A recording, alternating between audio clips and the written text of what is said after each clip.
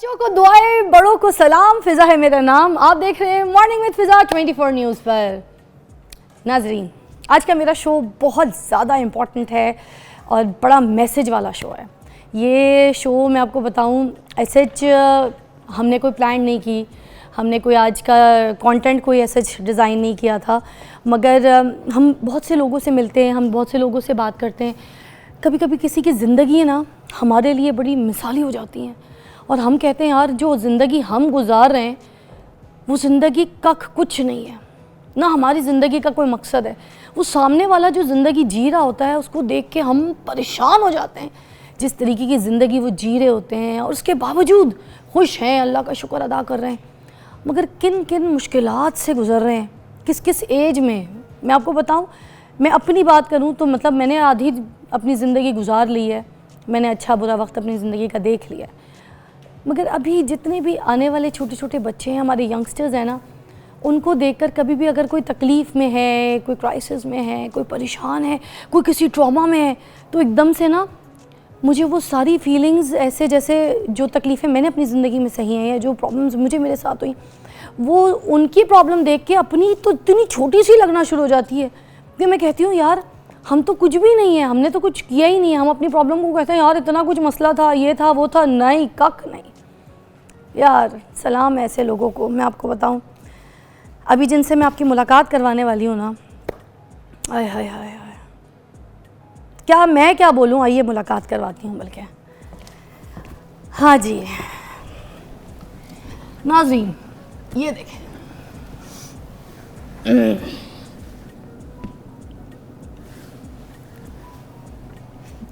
मैं तो अभी कुछ बोलूँगी हैं।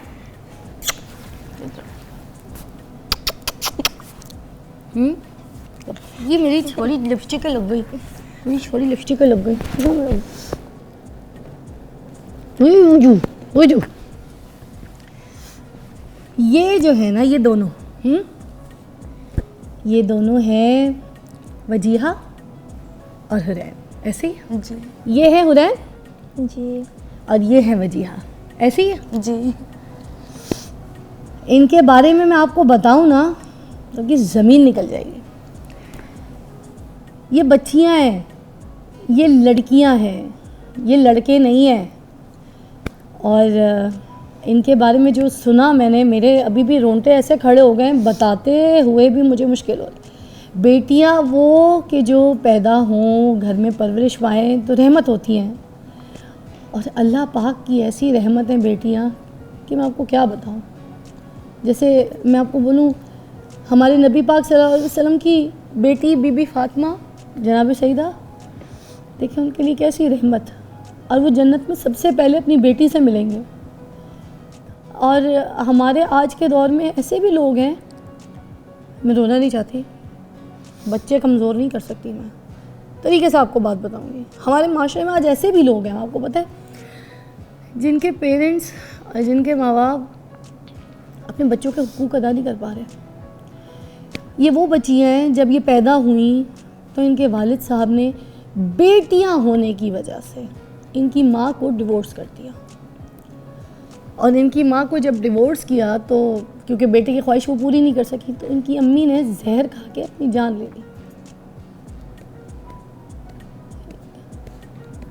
और ये इन्होंने बेटों का रूप धार लिया इसलिए क्योंकि इनके बाप ने इनकी माँ को छोड़ दिया था कि इन्होंने बेटियों को जन्म दिया। और इन्होंने अपनी ज़िंदगियों में जो बेटों की ख्वाहिश थी इनके वालिद को, और जिसकी वजह से इनकी माँ ने जान ले ली अपनी, उस बात को पूरा करने के लिए इन्होंने अपना हुलिया बदल लिया। ये लड़कियों से लड़का बन के घूम रही हैं। सोच की बात है। कौन बड़ा है, वजीहा या हुरैन? हुरैन। हुरैन, फिर तुमसे बातें करती हूँ। मुझे बताओ भाई, किसी ट्रॉमे का शिकार तो नहीं मेरा बच्चा है? पक्का शिकार तो है ट्रॉमे का, क्यों नहीं है? इसीलिए तो ये है बहादुर। मगर ये लड़कों का जो लिबास पहन के घूम रहे हैं ना, ایک چھوٹے سے ٹرامے سے گزر رہے ہیں، مگر ان کے لیے چھوٹا سا ٹراما کچھ بھی نہیں ہوگا. ان کو بہادر بہت ہیں، ایسے اس فیس کو نکالیں گے. کیا ہوا تھا؟ اپنی زبانی بتاؤ، میرا بچہ، کیا اسٹوری ہوئی تھی؟ اسٹوری یہ تھی کہ ہمارے پاپا نے نا ہمیں چھوڑ دے کہ ہم بیٹیاں ہیں. میری ماما کو دوسری شادی کر لی تھی پاپا نے، تو پھر لڑائیاں وغیرہ چلتی تھی ماما اور پاپا کی. تو پھر پاپا نے ڈیورس دے دی ماما کو. تو پھر ماما نے زہر کھا لی، کیونکہ ماما اور پاپا کی لو میرج ہوئی تھی. تو آپ لوگ کتنے سال کی تھی تب میں 13 سال کی اور یہ 11-12 کی. اور ابھی آپ کتنے سال کی ہیں؟ اب میں 15 کی ہوں اور یہ 13. ابھی کی بات ہے؟ جی. تو آپ کی امی نے گھر میں خود سوسائڈ کیا تھا؟ جی. اسی ٹرامے سے، اسی جھگڑوں سے؟ جی. پہلے بھی بہت زیادہ لڑائیاں ہوتی تھیں ان کی. پہلے ہم ڈی جی خان رہتے تھے نا، تو وہاں پر خوش رہتے تھے پاپا کے ساتھ اور ماما کے ساتھ. جب سے ہم فیملی میں آئے ہیں نا، تو دادی وغیرہ پھپھو وغیرہ ان کی وجہ سے سب کچھ ہوا. پہلے پاپا ہمارے ساتھ بالکل ٹھیک تھے، لڑکوں کی طرح رکھتے تھے ہمیں پہلے بھی کہ میرے بیٹے ہیں. لیکن اب ان کی سوچ ہی بدل گئی تھی. میں اپنے شوق پورا کر بھی رہے تھے ساتھ ساتھ کہ تم لوگ بیٹیوں کو بیٹا کہتے تھے. جی. تو پھر جب میں 11 سال کی ہوئی تو میری دادی نے کہا کہ اس کی شادی کر دو میری کزن کے ساتھ. 11 سال کی عمر میں؟ 11 سال کی عمر میں. پھر ماما نے کچھ بھی کر کے لڑائیاں وغیرہ کر کے کہ نہیں کرنی، تو پھر ٹل گیا تھا پھر معاملہ. پھر اس کے بعد پھر کہہ رہے تھے کہ جب ڈیورس دینے لگے اس سے پہلے کہہ رہے تھے کہ ان کی 2 سال بعد شادی کر دینا، پھر میں مانوں گا. تو ماما پھر بھی مان گئی تھی، تو پھر بھی انہوں نے ڈیورس دے دی. پھر اسی وجہ سے ماما نے زہر کھا لیا تھا. تو جس دن ڈیورس دیا اس سے کتنے دن کے بعد امی نے زہر کھایا؟ اس سے یہ 5-6 دن بعد. اللہ، کس طرح سے اپنی مطلب کیا تم لوگ کو بولا تھا کہ میں جا رہی ہوں، میں مرنے جا رہی ہوں؟ کوئی خط لکھا تھا یا ڈائریکٹ غصے میں بس اپنے اوپر اٹیمپٹ کیا؟ غصے میں اٹیمپٹ کیا. جی. تم لوگ کو کیسے پتہ چلا ابھی امی کے ساتھ یہ ہوا ہے؟ اس وقت گھر پہ نہیں تھے تم لوگ؟ جی گھر پہ تھے. کیا سچویشن تھی جب یہ ہوا؟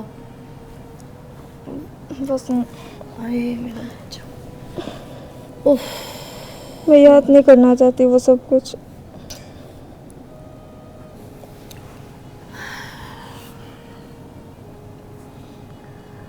آپ کہاں تھی جس وقت یہ ہوا بیٹا؟ میں بھی وہیں تھی. ہاں. بٹ مما نظر نہیں آ رہی تھی تب. اچھا، کیا ٹائم تھا؟ دن کا ٹائم؟ کیونکہ ماموں بھی ہمارے پاس ہی تھے نا، ماموں کے پاس رہ رہے تھے ہم. ماموں بھی ساتھ تھے؟ پھر تو ماموں وغیرہ ہم خود بھی بہت پریشان تھے، ہم بھی دن رات روتے رہتے تھے. ہاں. تو بہت زیادہ یہ بارے میں ہم پتہ نہیں کیوں بات نہیں کرنا چاہ رہے. اب تم لوگ اتنے اسٹرانگ ہو کہ اب تم لوگ دنیا کو میسیج دے رہے ہو. تم لوگ کو پتہ ہے تم لوگ اپنا غم کسی کے ساتھ شیئر نہیں کر رہے، مگر تم اپنا ایک اسٹوری جو ہے نا لوگوں کو بتا رہے ہو کہ تم لوگ کے ساتھ اتنا کچھ ہوا ہے. ایسا کچھ ہونے کے باوجود تم دونوں آپس میں دیکھو ایک دوسرے کے ساتھ ہو، دونوں بہنیں. بھلے تم لوگوں نے بوائز کا یہ حلیہ بنایا، دیٹس یور چوائس کہ تم لوگ لڑکوں کی طرح رہنا چاہتے ہو. مجھے نہیں پتا کیا مینٹل، ظاہر سی بات ہے کہ اس ٹرامے سے تم لوگ گزر رہے ہو، وہ تو ایک جس کے اوپر گزرتی ہے وہی جانتا ہے. بہت چھوٹی عمریں ہیں تم لوگوں کی، ابھی تم لوگوں نے بہت آگے جانا ہے، اس پوری دنیا کو فیس کرنا ہے، کچھ بننا ہے، کچھ کام کرنا ہے.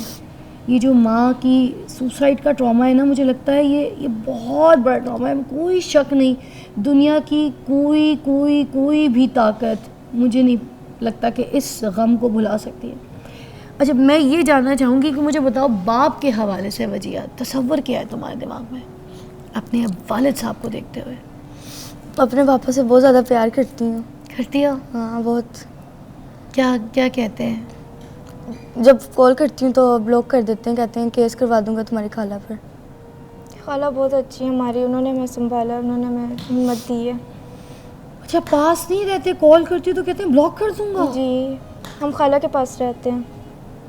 یا اللہ، یہ کیسا باپ ہے؟ لیکن اب ہمارے لیے مر گئے ہیں ہمارے پاپا بھی.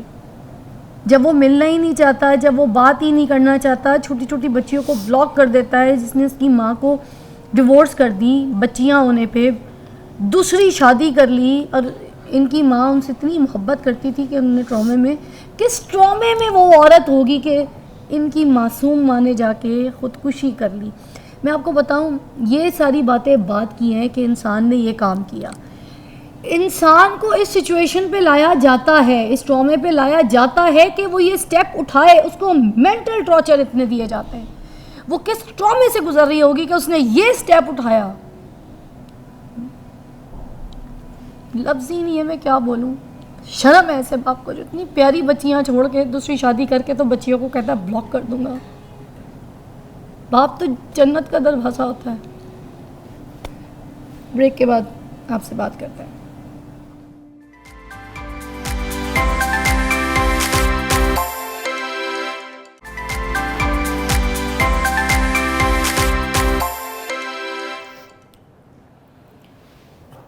حرین ابھی اپنی خالہ کے پاس رہتی ہے, وجیہ بھی, دونوں. خالہ کی ابھی شادی ہوئی ہے اور اس سے پہلے خالہ ان کو لک آفٹر کرتی تھی جب ان کی امی کا انتقال ہو گیا اور یہ سچویشن ہوئی ہے. خالہ ماں کی طرح پیار کرتی ہیں, اللہ تعالیٰ ان کو زندگی صحت خوشیاں دیں, ان کو پڑھاتی ہیں لکھاتی ہیں, ان کو اپنی اولاد کی طرح پیار کرتی ہیں. ان کی اپنی اولاد ہے نہیں, ابھی شادی ہوئی ہے ان کی, تھوڑا ہی ٹائم ہوا ہے, مگر بڑی بات ہے. باپ نے نہیں رکھا, باپ نے نکال دیا. باپ کہتا ہے فون کرو گے تو بلاک کر دوں گا.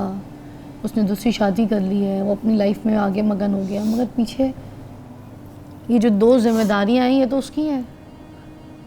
جب آپ لوگوں نے آگے زندگی پرولونگ نہیں کرنی ہوتی ہے اور دوسری شادی کر لینی ہوتی ہے یا پھر اپنی بیوی کے ساتھ آپ کے تعلقات اچھے نہیں ہوتے تو آپ لوگ پھر ان کو دنیا میں کیوں لے کر آتے ہیں؟ بیٹے کے شوق میں لے کر آئے آپ بار بار, اور پھر یہ سچویشن کہ ان کو ایسے چوراہے پہ چھوڑ دیا بچوں کو کسی کے سہارے.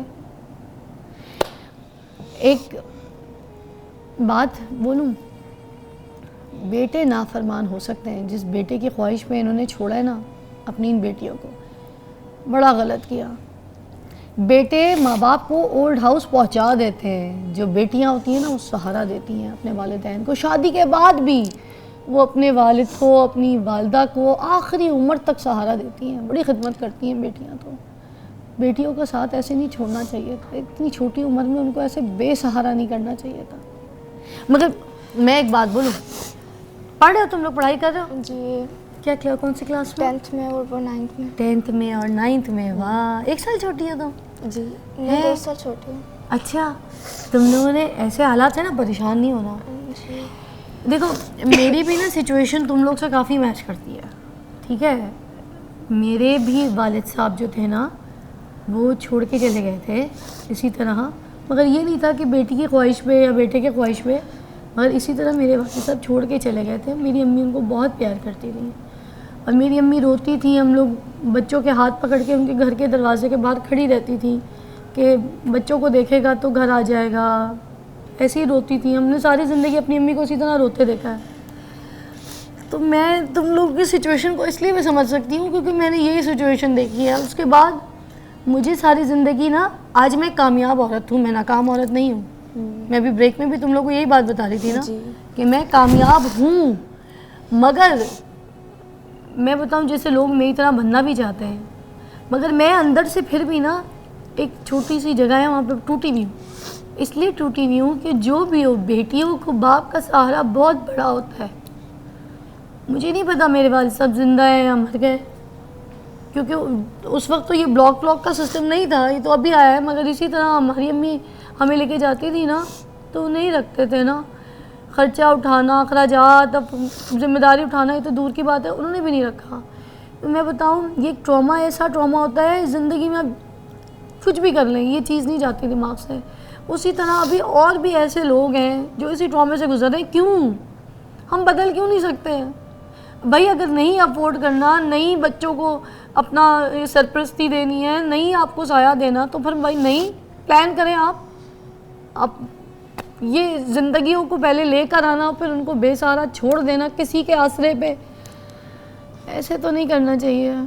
میری یہ سب والدوں سے ریکویسٹ ہے, سارے جتنے بھی والد دیکھ رہے ہیں نا, خدا را بچے جن کے پاس نہیں ہے نا ان سے پوچھیں, جو والدین بے اولاد ہیں نا ان سے پوچھیں, جن کے پاس اولاد ہے ہی نہیں ان سے پوچھیں. وہ مصلوں میں بیٹھے رہتے ہیں, دعائیں کرتے ہیں, پتہ نہیں کتنی خیرات کرتے ہیں, کتنے لوگوں کا کھانا کرتے ہیں, ہر وقت رو رہے ہوتے ہیں, جس سے ملتے ہیں اس کو کہتے ہیں میرے لیے دعا کرنا کہ مجھے اولاد ہو جائے. تو آپ یقین کریں یہ بیٹا بیٹی کی جنگ آج کے دور میں بھی ہے, اس کو ختم کریں. اور بیٹا ہو یا بیٹی جو بھی ہو, آپ کی اولاد ہو گئی ہے نا, آپ اس کا شکر ادا کریں کہ اللہ تعالیٰ نے آپ کو اس مقام کے لیے چنا ہے, آپ کو والدین بنایا ہے, ایک ذمہ داری دی ہے, آپ کی گود میں چھوٹے سے بچے کو ایسے دیا آغوش میں. وہ چھوٹا سا بچہ جب آپ کی آغوش میں ایسے آتا ہے نا, یہ دیکھیں کیا فیلنگ ہوتی ہوگی جب چھوٹا سا بچہ آپ کو ایسے آپ کی چھاتی کے ساتھ لگا کے دیا جاتا ہے نا, وہ فیلنگ نہیں آپ سوچ سکتے. یہ جتنے بے اولاد ہیں ان سے پوچھیں, خدا قدر کریں اپنی اولادوں کی. مگر میں بتاؤں, تم لوگوں نے بھی نا کامیاب ہونا ہے, اسٹرانگ ہونا ہے, دنیا کو فیس کرنا ہے, اور تعلیم کے مقابلے میں بھی ٹھیک ہے, اسپورٹس میں ٹیلنٹ ہے کوئی, میں بھی تم لوگوں کے ساتھ ہوں, مجھ سے رابطہ کرنا, کوئی گائیڈ لائن چاہیے, کوئی ہیلپ چاہیے کسی بھی قسم کی, چاہے ایجوکیشن کے حساب سے ہو, ٹھیک ہے, چاہے کسی ٹیلنٹ کے حساب سے ہو. اور بتاؤں میں بھی وہ چھوٹی سی عمر سے کما رہی ہوں, بہت چھوٹی سی عمر سے اپنے پیروں پہ کھڑی ہوں. امی نے ہم لوگوں کو اپنے پیروں پہ کھڑا کر دیا تھا, امی کو پتہ تھا باپ نہیں ہے, تو اگر میں کینسر پیشنٹ ہوں, اگر مجھے کچھ ہو گیا تو پیچھے سب سے چھوٹی ہے رولے گی, امی نے اپنے پیروں پہ کھڑا کر دیا تھا ہمیں. تو تم لوگ اپنے پیروں پہ جلد از جلد کھڑے ہو جاؤ, ٹھیک ہے. جی تم لوگوں نے کمانا ہے, اپنے اخراجات خود افورڈ کرنے. تمہاری جو یہ خالہ ہے اللہ ان کو زندگی دے, تم لوگ کو افورڈ کری, مگر تم لوگ اس مقام پر آؤ کہ جتنی انہوں نے تمہارے لیے کیا ہے, خدمت کی ہے ماں کی طرح, ان کو اس کا پے آف بھی کرو, ان کی اپنی اولادیں بن کے. ایسے ہی ہے. اور کل کو جب بڑے ہو جاؤ نا, تو اپنے جیسے جو بچے ہیں ان کی ضرور سپورٹ کرنا, کرو گی نا؟ جی, لیکن میں یہ ضرور کہنا چاہوں گی میں اپنے پاپا سے اب بہت نفرت کرتی ہوں. میرے لیے وہ بالکل مر چکے ہیں, اب میں کبھی ان سے ملنا نہیں چاہتی. انہوں نے میرے ساتھ بہت برا کیا ہے. نہ ملو, جب وہ ملنا ہی نہیں چاہتے تو تم بھی کیا مل کے کر لو گی, چھوڑو. آگے دنیا اور بھی ہے نا, کل کو آگے شادی بھی ہونی ہے. اتنی خوبصورت شادی نہیں کرنی ہم نے. کیوں نہیں کرنی؟ وہ تو ماما پاپا کو دیکھ لیا نا کہ کیا ہوتا ہے. مرضی ہے, چلو شادی جو ہے وہ ضروری تھوڑی ہے, یہ ایک سیڑھی ہے, ٹھیک ہے. دیکھو ایسے سیڑھی ہے نا, 1 2 3 4 5 6 ایسے اسٹیپس جا رہے ہیں ہمارے, جا رہے ہیں. اس میں ایک اسٹیپ آؤچ پھسل گیا تو واپس کس اسٹیپ پہ آ جاؤ گی؟ سیکنڈ پہ. پھر اب سیکنڈ اسٹیپ سے جو تھرڈ اسٹیپ پہ تم پھسلی ہو اور جو ڈیمیج ہے, خراب ہو گئی ہے یا ٹوٹا ہوا اسٹیپ تھا, تو اس سے اب سیکنڈ سے جمپ مار کے تم نے فورتھ پہ تو جانا ہے نا, تو ایسے جمپ مارنی, فورتھ پہ آ جانا ہے, رکنا نہیں ہے. پھر سے ایسے اوپر جانا ہے, ٹھیک ہے. انشاءاللہ. یہ فادر جی, شرم آنی چاہیے تم کو, مگر تم ہو نہ ہو ان کے لیے کوئی فرق ہی نہیں پڑتا. یہ تو کامیاب ہو کے رہیں گی, ان کے ساتھ تو اللہ ہے. مگر تم جواب دہ ہوگے, تم سے پوچھ تاچھ ہوگی, تم سے پوچھا جائے گا, اور ایسی پوچھ ہوگی کیا بتاؤں. ایسے حقوق العباد کا تم سے جب پوچھا جائے گا, تم تو ویسے فیل ہو جاؤ گے. فیل, معاشرے کی طرف سے بھی فیل, اور آخرت بھی تم نے اپنی خراب کر لی. بہت سے برے کام ہیں نا, سب سے برا کام یہ ہے جو یہ کیا ہے تم نے, استغفر اللہ, سب سے برا کام یہ جو کیا ہے تم نے. مجھے نہیں لگتا اس کی معافی تمہیں ملنے والی ہے, کیونکہ اس کا سوال جب ہوگا تو اس کا جواب تمہارے پاس نہیں ہوگا. تم لوگوں نے ایسے بچوں کو جو چھوڑا نا اس سچویشن پہ لا کے, ایک دن یہ ایسے کامیاب ہوں گے کہ تم حسد کرو گے, تم بولو گے یہ میرے بچے مجھے لوٹا دے, کوئی مجھے یہ میرے بچے دے دے. پھر بہت دیر ہو جائے گی, رو گے, گڑ گڑاؤ گے, آؤ گے, معافی مانگو گے, ڈھونڈو گے. مگر یہ کہاں آنے والے جب باپ کی شفقت نہیں دی, باپ کا پیار نہیں دیا, ذمہ داری نہیں اٹھائی, بچوں کو پالا نہیں, ان کی فکریں نہیں دیکھی. باپ کیا ہوتا ہے دیکھا ہے؟ کسی غریب کے بچوں کو جا کے دیکھو, کیسے کیسے غریب کے چھوٹے چھوٹے ان کے 6 8 بچے ہوتے ہیں. وہ 3 کیلے بھی اپنی مزدوری سے لے کر آتا ہے نا, خوشی سے. اس نے 1 کیلا نہیں کھایا ہوگا, 1 پھل 1 سیب نہیں کھایا ہوگا, وہ لے کر آئے گا نا کوئی 2 سیب 3 کیلے. آ کے بچوں میں ایسے بانٹے گا خوشی سے, اپنے ہاتھوں سے چھیل چھیل کے کھلائے گا اپنے بچوں کو, گود بٹھائے گا. ایک غریب کے بچوں کو دے گا, ایک بچہ یہاں بیٹھا ہے, ایک بچہ یہاں بیٹھا ہے باپ کے, ایک بچہ یہاں بیٹھا ہے, ایک بچہ ان کے اوپر پیشاب کر رہا ہے, ایک بچہ کچھ کر. بچوں کے ساتھ ان کو کوئی مسئلہ نہیں, پیار کرے, چوم رہے. تم سے تو بہتر غریب جن کے پاس نہیں ہے. میں نے ان کو رونے کے لیے تو نہیں بلایا, نہ ہی یہ رو رہے, یہ آپ کو میسج دے رہے ہیں پوری دنیا میں بیٹھ کے, یہ آپ کو بتا رہے ہیں کہ بڑے سے بڑا حادثہ ہو جائے, آپ کی زندگی میں ٹراما ہو جائے, کچھ بھی ہو جائے, ہم تو آگے بڑھیں گے. ایسے ہی ہے, کیا بات ہے, ایسا ہی ہے, آگے بڑھیں گے انشاءاللہ. کیا بنو گی تم؟ آرمی میں جانا ہے. آرمی اسکول میں بھی پڑھتی ہے پتہ, یہ آرمی میں تو جائے گی. تو کیا آفیسر, کون سا آفیسر بنو گی؟ یہ میں نے سوچا, لیکن مجھے ایکٹنگ میں بھی جانے کا شوق ہے. ایکٹنگ میں بھی جاؤ گی؟ جی وہ زیادہ شوق ہے ایکٹنگ میں جانے کا. ایکٹنگ میں زیادہ شوق ہے, فرحان کی طرح بول رہی ہے کتنے مزے سے. اچھا دیکھو, پیاری سی بھی اتنی کیوٹ سی بھی. ایکٹنگ آتی ہے تم کو؟ کر لگی نا تھوڑی بات ہے. ارے تم ایسا اچھا ایکٹنگ کرو گی, تمہاری سوچ ہے. ایکٹر بھی بنو گی تم, آرمی میں بھی جاؤ گی, اور میں نے بزنس مین بننا ہے. بزنس ویمن نہیں بنے گی, بزنس مین بنے گی. بھائی اس کی مرضی, یہ جو بھی بنے بس کامیاب ہو جائے نا. تو کون سے بزنس کرنا چاہو گی؟ کیا کارز والا کرنا ہے. کس کو؟ کارز والا. کارز والا؟ تمہیں گاڑیاں پسند ہیں بہت. تمہیں گاڑیوں کی نالج ہے؟ کون کون سی گاڑی؟ ابھی زیادہ تو نہیں پتا فی الحال. ہاں ہونڈا سے بھی کہتی ہے بس. ہے وہ تم لوگ گیم کھیلتے ہو, چھوٹی چھوٹی جو گاڑیاں ہوتی ہیں اس کو چابی پیچھے بھر کے تو ایسے پھینکنا.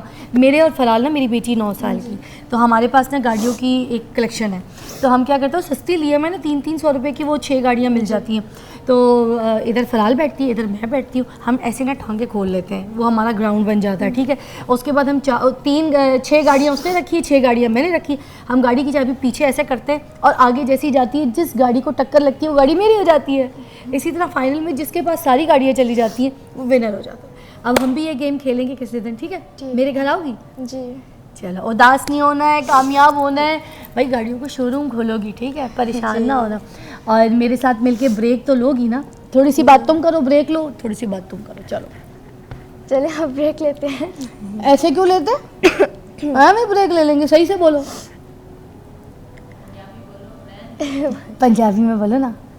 کی بولا کی بولا تو پنجابی تو تسی بریک لے لو جلدی سے. یہ کہ آپ سب خوش رہیں اور اپنے بچوں کے ساتھ بالکل ایسے نہ کریں جیسے ہمارے باپ نے ہمارے ساتھ کیا ہے.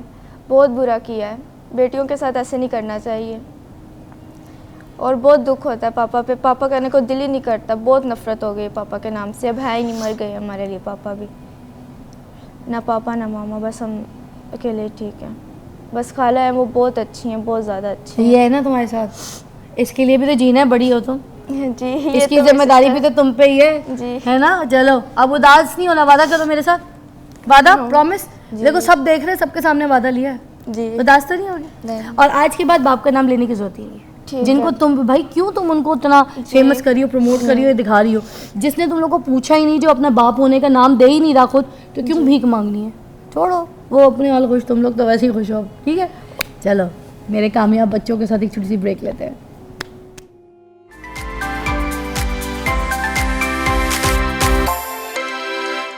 فضا اور میرے ساتھ میرے 2 پارٹنرز موجود ہیں.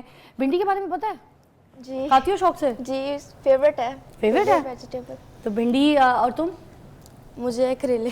کریلے پسند ہے. کریلے تو بھنڈی کی چاچی ہیں, ہے نا. جی. اور بینگن کیا ہے بھنڈی کی؟ خالہ. خالہ. ارے واہ.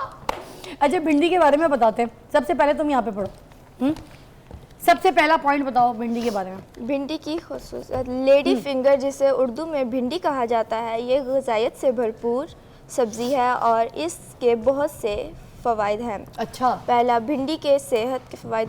پہلا, بھنڈی ہاضمے میں مدد کرتی ہے. اچھا, ڈائجسٹو سسٹم کو بھی صحیح رکھتی ہے بھنڈی. جی. ارے واہ. بھنڈی فائبر سے بھرپور ہوتی ہے. اس میں فائبر ہے؟ جی. تو ہم یہ بیٹھ کے فائبر شائبر جو کھا رہے ہوتے ہیں, اس بغول کھا رہے ہوتے ہیں فائبر کے لیے, تو اس کے اندر اچھا کب سے بھی بڑا اچھا بچاؤ ہے اس میں, ہے نا. آنتوں کی حرکت کو بہتر کرتی ہے نا. جی, اس لیے ہاضمے میں بھی بہت مددگار ثابت ہوتی ہے. اوکے. اور آپ کی آنتوں کی حرکت کو بہتر بناتی ہے. اچھا. اس کے استعمال سے قبض سے بھی بچا جا سکتا ہے. آ گئی نا وہ لائن. واہ. بھنڈی میں کم کیلوریز ہوتی ہیں. भिंडी में कैलोरीज कम होती हैं, लेकिन ये बहुत से विटामिन्स और मदनियात से भरपूर होती कौन हैं। कौन से वाइटामिन है ये लिखा है? इनमें विटामिन ए, विटामिन A, सी और C, विटामिन के नुमाया शामिल हैं। वाह वाह, क्या बात है, कितने सारे वाइटामिन हैं इसके अंदर, विटामिन सी, विटामिन ए और के। सबसे बड़ी बात कि ये वो सब्ज़ी है जिसमें कैलोरीज कम है। हम लोग वैसे ही कैलोरीज कम वाली जो सब्ज़ियाँ हैं वो ढूंढ रहे होते हैं, जिसमें ज़्यादातर लोग घूम फिर के जो है ना खीरा देख लेते हैं। खीरा इसलिए उसमें भी कोलेस्ट्रॉल कम होता है, गाजर उसमें भी। तो ये जायके वाली सब्ज़ी भी है, मज़े से लोग खाते हैं, शौक से खाते हैं, बड़ी फेमस उसकी स्टोरीज़ हैं। तो फिर कैलोरीज कम है तो इस्तेमाल कीजिए, है ना। जी, और क्या है? और कोलेस्ट्रॉल को कंट्रोल करती है। अच्छा, जी। कोलेस्ट्रॉल भी मैनेज रखती है यार। जी, भिंडी में पेक्टिन से मगर भरपूर। जिस्म के ख़राब कोलेस्ट्रॉल को ये बेहतर रखती है, इसमें ये खासियत भी है। ये मैं बता दूं कि जो गंदा वाला कोलेस्ट्रॉल होता है कैंसर से भी बचाती है,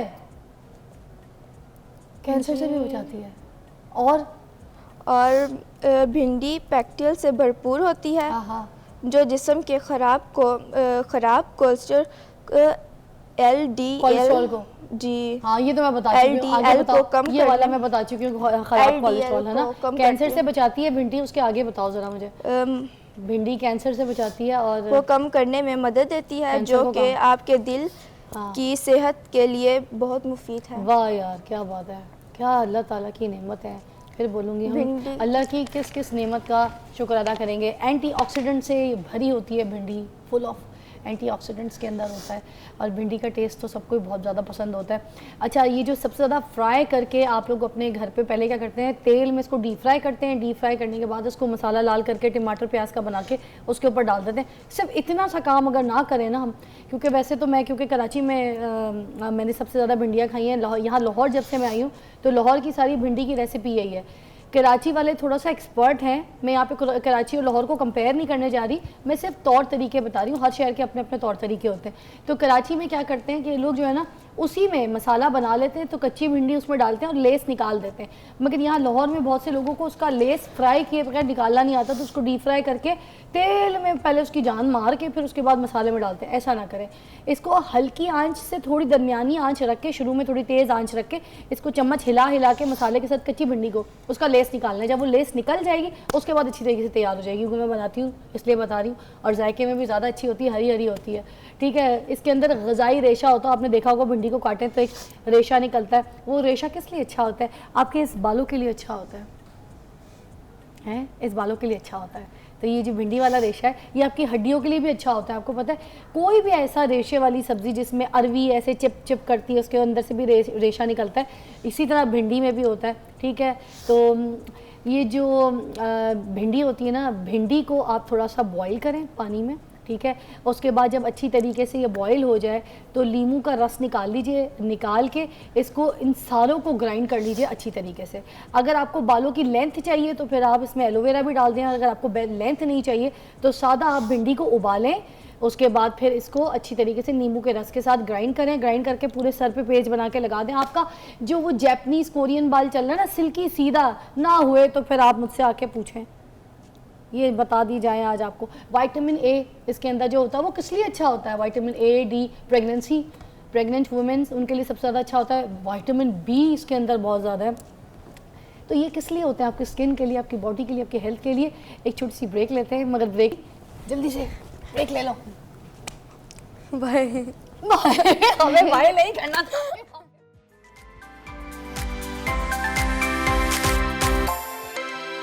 वेलकम बैक, आप देख रहे हैं मॉर्निंग विद फ़िज़ा। और मैं आपको बताऊं, हमारा जो ये पूरा शो है, हमारे इस पूरे चैनल की 24 न्यूज़ की काविश है, यही कोशिश है कि हम लोगों को जो है मजबूत कर सकें, उनको स्ट्रॉन्ग कर सकें।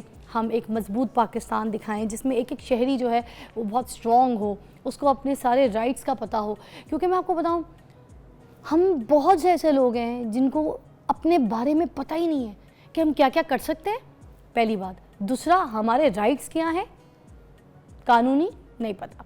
हमारे इस्लामी शरई राइट्स क्या है, हमें नहीं पता, जिसकी वजह से हम लैग करते हैं। ख़ास तौर पे औरतें क्यों पीछे रह जाती हैं? टैलेंट होता है, तालीम होती है, उनको पता होता है सामने वाले को डील कर सकती हैं, बात कर सकती हैं, सब समझ बूझ बेस्ट रखती हैं, شانہ بشانہ مرد کے گھڑوں کے کام کر رہی ہوتی ہیں, ہر کمپٹیشن کا حصہ ہوتی ہیں, مگر فیل کہاں ہو جاتی ہیں؟ فیل وہاں ہو جاتی ہیں کہ جیسے یہ لیگل ڈاکومنٹس ہوتے ہیں بہت سارے, ان ڈاکومنٹیشن کے بارے میں ان کو کچھ پتہ ہی نہیں ہوتا کہ جب عورت کسی کے ساتھ کوئی بزنس کر رہی ہے, کوئی کام کر رہی ہے, تو وہ جو ایک لیگل ڈاکومنٹس بنانے ہیں, ایک کمپنی بنانی ہے, تو وہ ادھر گھبرا جاتی ہے. پھر کیا کرتی ہے, وہ کسی مرد کا سہارا ڈھونڈ رہی ہوتی ہے کہ کوئی مجھے ہیلپ کر دے, مجھے کوئی بتا دے. پھر کبھی کوئی اس کو لائر, کبھی کوئی اس کو کوئی جو اس کا پارٹنر ہے وہ اس کو کھیپی لگا کے وہاں پہ نقصان کر دیتا ہے. تو اس طرح کے بہت ساری چیزیں نہیں پتہ ہوتی.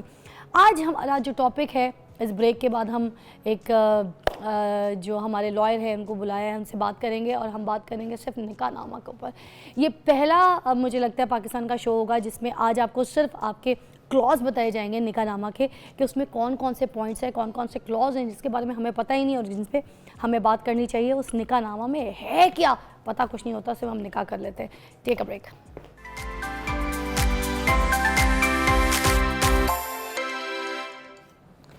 Welcome back. آپ دیکھ رہے ہیں مارننگ وتھ فضا, اور ہم اب آ گئے ہیں ہمارے پیٹرن کے اوپر, جس کے اوپر ہم آپ سے شروع سے ڈسکس کر رہے ہیں کہ آج ہم نے اس ٹاپک کے اوپر بات کرنی ہے. وہ ٹاپک جو مجھے لگتا ہے بہت زیادہ ضروری ہے, اور آج سچی بتاؤں وہ پوائنٹس پر ہم بات کریں گے جو آج سے پہلے مجھے نہیں لگتا کسی نے کی ہوگی, اور بہت کھل کے بات کریں گے. نکاح نامے کے اوپر بات کریں گے. نکاح تو ہو جاتا ہے, نکاح کرا دیا جاتا ہے, نکاح کر لیتے ہیں, مگر ہمیں کیا پتہ ہے کہ نکاح نامہ ہے کیا, نکاح نامہ میں کون کون سے پوائنٹس ہیں, نکاح نامہ کے حساب سے شریعت کیا کہتی ہے اور قانون کیا کہتا ہے. اس کو جاننے کے لیے آج ہمارے پاس ہمارے ماہرین تشریف فرما ہے. آسیہ لامیل لا ایکسپرٹ ہیں. آپ کا نام آسیہ اسماعیل, ناٹ لامیل, نو لامین, آسیہ اسماعیل. آسیہ اسماعیل آپ کا نام ہے. اور ان کے ساتھ ہی تشریف فرما ہے حافظ شفیق الرحمان زاہد صاحب. ہمارے پروگرام میں آتے رہتے ہیں, آج بھی ہم نے ان کو مدعو کیا. بہت بہت شکریہ آپ کی تشریف آوری کا.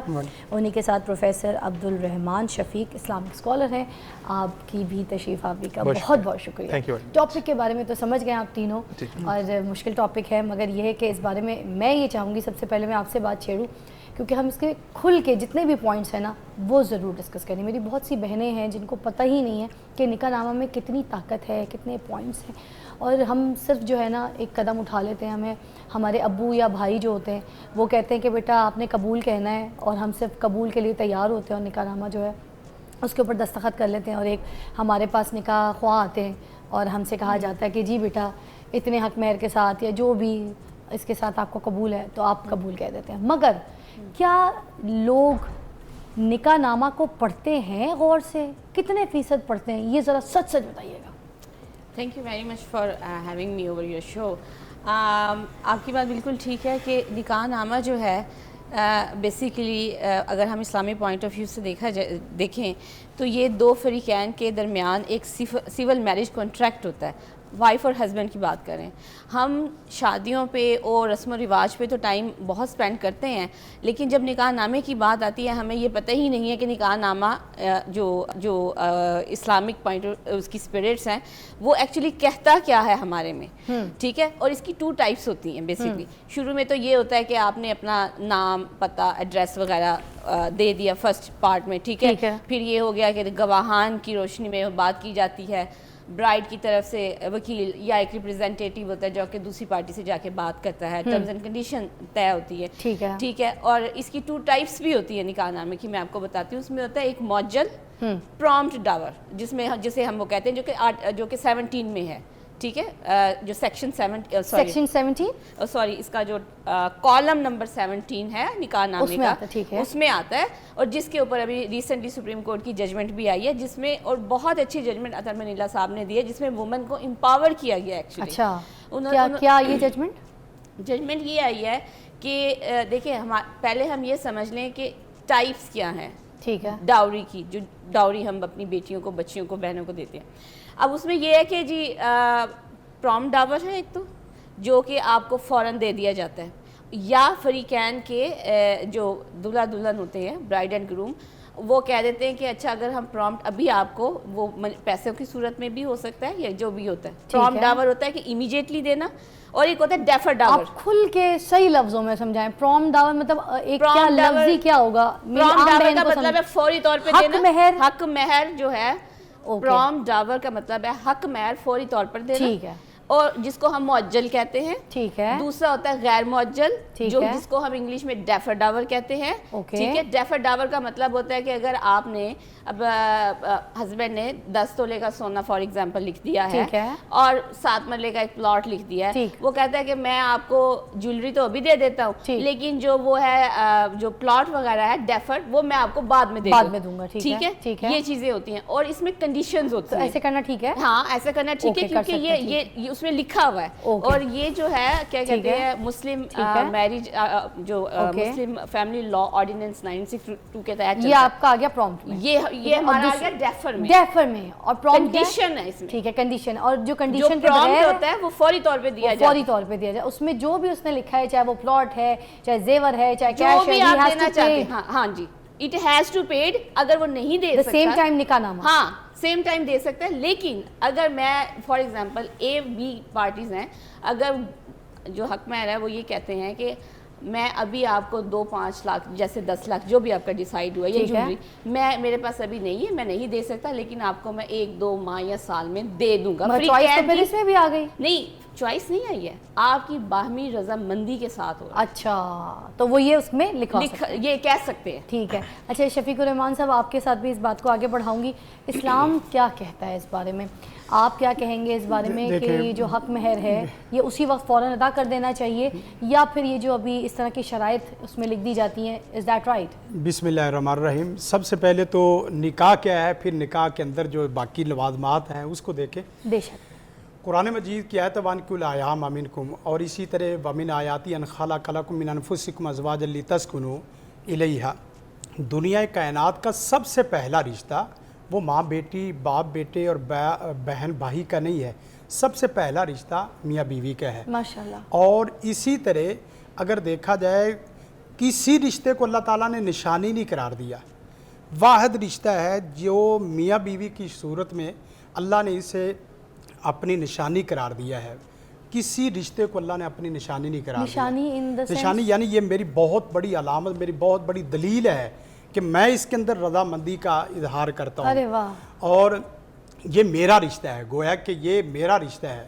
اور اسی طرح ساتھ ساتھ یہ بھی بات یاد رکھیں کہ آخرت میں کوئی رشتہ جنت میں رشتے کی شکل میں نہیں ہے سوائے میاں بیوی کے. اچھا ماشاءاللہ. وہاں بھی اصل رشتہ میاں بیوی کا ہے.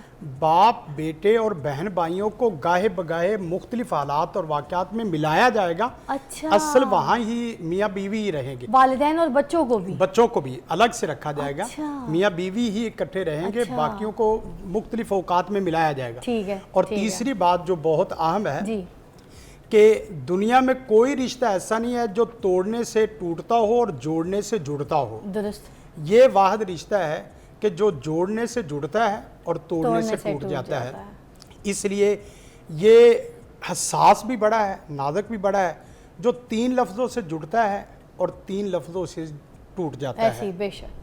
تو باپ اپنے بیٹے کو آنکھ نہیں کر سکتا. اب رہی بات ایسا پیارا رشتہ جو اتق اللہ اتق اللہ اتق اللہ 3 آیات پڑھ کے پڑھی جاتی ہیں, اس میں اللہ کا خوف اور محبت پیار جب نہیں ڈالیں گے, پھر اس کے بعد حق مہر کی بات آئے گی, تو آپ حق مہر جب بیس بنیاد نہیں سمجھیں گے تو اس میں آپ کے شرعی مسائل بھی آئیں گے اور معاشرتی مسائل بھی آئیں گے, جیسا کہ سسٹر نے بتایا کہ ہمارے ہاں معجل اور غیر معجل. میں چاہتی ہوں جو یہ شرعی اور یہ جو ہمارا اسلام کہتا ہے وہ صحیح راستہ ضرور بتا دیجئے کہ ہمارے حق مہر کے بارے میں اسلام کیا کہتا ہے. ہاں, اسلام تو الدین یسر, اسلام آسان ہے اور اسی طرح نکاح بھی آسان ہے.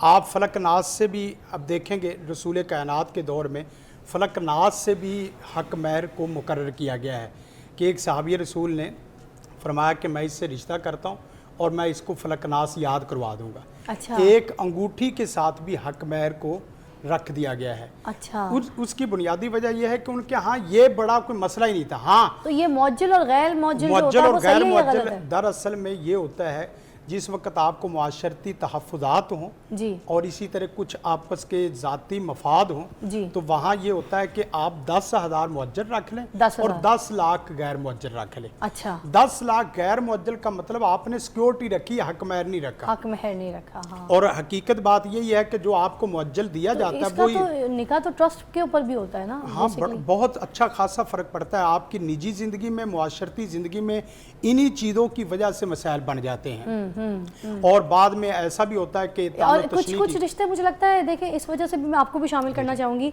रहमान साहब मुझे ये बताएं, मुझे लगता है कि ऐसे रिश्ते इस वजह से भी जो है कामयाब नहीं होते क्योंकि वालिदैन जो है वो सिक्योरिटी बेस अपनी बेटी के लिए जो है पैसे देते हैं हक महर के नाम पे, और वो भारी भारी रकम होती है, काफ़ी बड़ी रकमें होती हैं और उनको उसकी हैसियत के बारे में पता भी होता है। बल्कि मैं आपसे ये सवाल पूछना चाहूँगी कि सपोज़ कि एक भाई है, सपोज़ उनकी शादी कराई जा रही है किसी खातून के साथ और इनके घर वालों ने उस बंदे की जॉब नहीं देखी कि भाई वो एक मज़दूर है, मिस्त्री है, उसकी क्या माहाना इनकम होगी, क्या होगी, उसको सिक्योरिटी पे कह दिया कि भाई तुमने जो है ना 5 लाख रुपए इसको हक महर देना है जब तुमने इसको छोड़ना है, जो भी कोई एक सिक्योरिटी के हिसाब से इसको लिखवा दिया। अब उस बंदे की औसत इतनी नहीं है और वो अपनी पूरी ज़िंदगी में लगा के इतनी जमा नहीं कर सकता पूंजी, तो वो उस चक्कर में ना तो वो औरत को छोड़ता है और ना ही वो रख पाता है। तो फिर आप मुझे बताएं क्या ये सही है या गलत है, ऐसे हालात क्या होते हैं? बिस्मिल्लाहिर्रहमानिर्रहीम। First of all I am very thankful to you, आपने अपने प्रोग्राम में मदऊ किया। जैसे डॉक्टर साहब भी माशाल्लाह और सिस्टर भी बात कर रही थी निकाह के हवाले से, तो आपने भी फरमाया कि निकाह एक ट्रस्ट का रिश्ता है और जैसे डॉक्टर साहब ने फरमाया कि निकाह जो है वो अल्लाह ताला की निशानी है। निशानी से मुराद ये है कि कुरान मजीद में उलमा ज़िक्र करते हैं कि अल्लाह सुब्हानहू व तआला ने कुछ आयात, कुछ निशानियाँ ज़िक्र की हैं जिसके ज़रिए से अल्लाह की पहचान होती है। तो निकाह का रिश्ता एक ऐसा रिश्ता है जिसके ज़रिए से इंसान अल्लाह के करीब होता है और अल्लाह को पहचानता है। लेकिन दो लोग आपस में मिलते हैं और मिलने के बाद अल्लाह सुब्हानहू व तआला ने एक ऐसा खूबसूरत रिश्ता बनाया है कि एक नए बच्चे की पैदाइश होती है, जन्म होता है दुनिया में और उनको ज़रिया बनाया जाता है। और ये अपने अंदर एक बहुत बड़ा मौजज़ा है। अगर इंसान की तख्लीक के ऊपर इंसान गौर करे तो अल्लाह सुब्हानहू व तआला तक पहुँच जाता है। इतना कमाल का रिश्ता है और ये फिर तमाम की तमाम नस्ल आगे चलती है, लोग आगे चलते हैं और वो अल्लाह सुब्हानहू व तआला के मुती व फरमा बरदार होते हैं। तो ये पूरा एक सिलसिला, एक तसलसल चलता आ रहा है। तो ये एक पाकीज़ा रिश्ता है और इस पाकीज़ा रिश्ते की पाकीज़गी को बरकरार रखने के लिए निकाह का तसव्वुर जो है वो इस्लाम ने पेश किया है कि दो रिलेशन हो सकते हैं ना औरत और मर्द के दरमियान। एक वो रिलेशन है जो हलाल हो सकता है और एक वो रिलेशन है जो हराम हो सकता है। तो सिर्फ निकाह के कॉन्ट्रैक्ट के साथ ही आप एक हलाल रिलेशन में आ सकते हैं कि एक वही ताल्लुक जिससे इस्लाम ने मना किया। अल्लाह ताला ने फरमाया ला तक़रबुज़्ज़िना, ज़िना के करीब भी ना जाओ। विदाउट वेडलॉक आपने किसी भी खातून के साथ कोई भी अपना रिश्ता नहीं बनाना। लेकिन सिर्फ उसमें क्या अल्लाह सुब्हानहू व तआला को डाला जाता है, इत्तक़ुल्लाह, दोनों को ये तलक़ीन की जाती है कि अल्लाह से डरो। ये आपका जो आपस में ताल्लुक बनने जा रहा है ना, ये अल्लाह की बुनियाद पे बनने जा रहा है। तो जब अल्लाह को दोनों आपस में शामिल कर लेंगे फिर ये जो ट्रस्ट फैक्टर है, ये जो सिक्योरिटी फैक्टर है, ये ख़त्म हो जाएंगे। हमारे यहाँ निकाह को भी ना एक सोशल नॉर्म के तौर पर बना दिया गया है। वो जो अल्लाह सेंट्रल कॉन्ट्रैक्ट होना चाहिए था वो नहीं है। तो बुनियादी मसला यहाँ पर ही आता है। इसलिए हदीस में रसूलुल्लाह सल्लल्लाहु अलैहि वसल्लम ने फरमाया कि किसी भी खातून से जो शादी की जाती है वो 4 वजूहात पर की जाती है। लिहस्बिहा, उसके ख़ानदान की वजह से की जा सकती है। वली जमालिहा, उसकी खूबसूरती की वजह से की जा सकती है। वली मालिहा, उसके माल की वजह से की जा सकती है। और चौथी चीज़ फरमाई वली दीनिहा, उसके दीन की वजह से की जा सकती है। तो रसूलुल्लाह ने फरमाया कि जब रिश्ते का इंतखाब करो फज़फर बिज़ात दीन, दीन का इंतखाब करते हुए रिश्ते आपस में जोड़ो, आप कामयाब हो जाओगे। और एक और हदीस में फरमाया, एक हम ब्रेक लेंगे रहमान साहब, फिर जब दोबारा ज्वाइन करेंगे तो मैंने आपसे पहले मैं अभी सवाल डाल देती हूँ, कुछ जवाब मुझे देना पड़ेगा कि ये जो इस तरह से हम इस तरह का सिक्योरिटी रख लेते हैं और उसके बाद फिर हक महर के नाम पे लड़के या लड़की को ब्लैकमेल किया जाता है जो दो ख़ानदान आपस में कर रहे होते हैं, इज़ दैट राइट? और कानून क्या कहता है? Will be right back.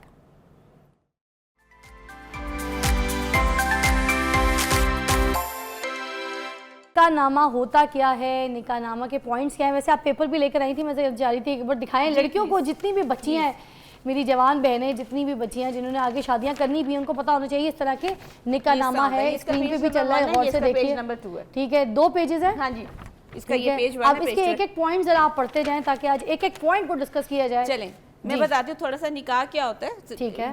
یہ اسمال لیکچر. نکاح ایک ایسا ایونٹ ہے جو کہ ہر کسی کی زندگی میں آتا ہے اور بڑا خوشی کا ایونٹ ہوتا ہے. ٹھیک ہے. اور یہ لا کون سا لا اس کا؟ Muslim family law ordinance 1967 govern and regulates نکاح. نکاح نامہ. ٹھیک ہے. اب واٹ از ریٹن ان دا نکاح نامہ, اس کی ٹرمز اینڈ کنڈیشن ہوتی ہے جو کہ جاننا بہت ضروری ہے. ٹھیک ہے. ٹھیک ہے. کیا ہیں وہ اس کی ٹرمز اینڈ کنڈیشن اور کن پہ ہونا چاہیے, اس کی ہم ڈیٹیل دیکھ لیتے ہیں. کہ اور دوسری بات یہ ہے کہ انفارمڈ کنسنٹ کی بات ہم کرتے ہیں. میاں بیوی جو ہے آپ نے ان کا انفارمڈ کنسنٹ, یہ نہیں ہے کہ بڑوں نے بیٹھ کے شادی کا اپنا فیصلہ کر لیا لیکن آپ نے اپنی بچیوں سے نہیں پوچھا اور نہ ہی آپ نے بیٹے سے پوچھا ہے. انفارمڈ کنسنٹ ہونا بہت ضروری ہے. لڑکی کی بھی مرضی شامل ہوگی اور لڑکی کی بھی مرضی شامل ہوگی. مسلط کوئی رشتہ نہیں, مسلط نہیں ہوگا یہ رشتہ. ٹھیک ہے. میں پھر coming back to the trust point اور آپ کی وہ شرط والی بات پہ اینڈ میں آؤں گی. ٹھیک ہے. ٹھیک ہو گیا. تیسرا پوائنٹ اس کا ہے جی جناب, اس کا پھر ہے میں آپ کو بتاتی ہوں. کالم نمبر 7 ہے. شروع میں تو وہ بیسکس آ جاتی ہیں نا, ڈیٹیلز. کالم نمبر 7 میں آ جاتا ہے کہ دلہن کے وکیل کا اندراج ہوتا ہے. ٹھیک ہے. تاکہ وہ دلہن کا نمائندہ بن کے دوسری پارٹی کی طرف چلا جائے, یعنی کہ it has represented has to be appointed by. کون کون ہو سکتا ہے یہ بھی بتائیے. دیکھیں اس میں بھائی ہو سکتا ہے, باپ ہو سکتا ہے, کوئی بھی ہو سکتا ہے. ایک بات. پھر اس میں ہم اب حق مہر کی بات کرتے ہیں جو کہ وچ از ویری امپورٹنٹ, ڈاور جسے ہم کہتے ہیں انگلش میں. یہ گفٹ ہوتا ہے جو کہ دولہے کی جانب سے دلہن کو دیا جاتا ہے. وہ اچھا اس میں جو سب سے امپورٹنٹ بات یہ صرف برائیڈ کا حق ہے. اس میں آپ کے ماں بہن بھائی رشتہ داروں کا کوئی حق نہیں ہے. گفٹ لڑکا یا لڑکے والے اس حق مہر جو ہے وہ اور گفٹ جو ہے وہ صرف خاتون کا حق ہے, اس کی وائف کا حق ہے.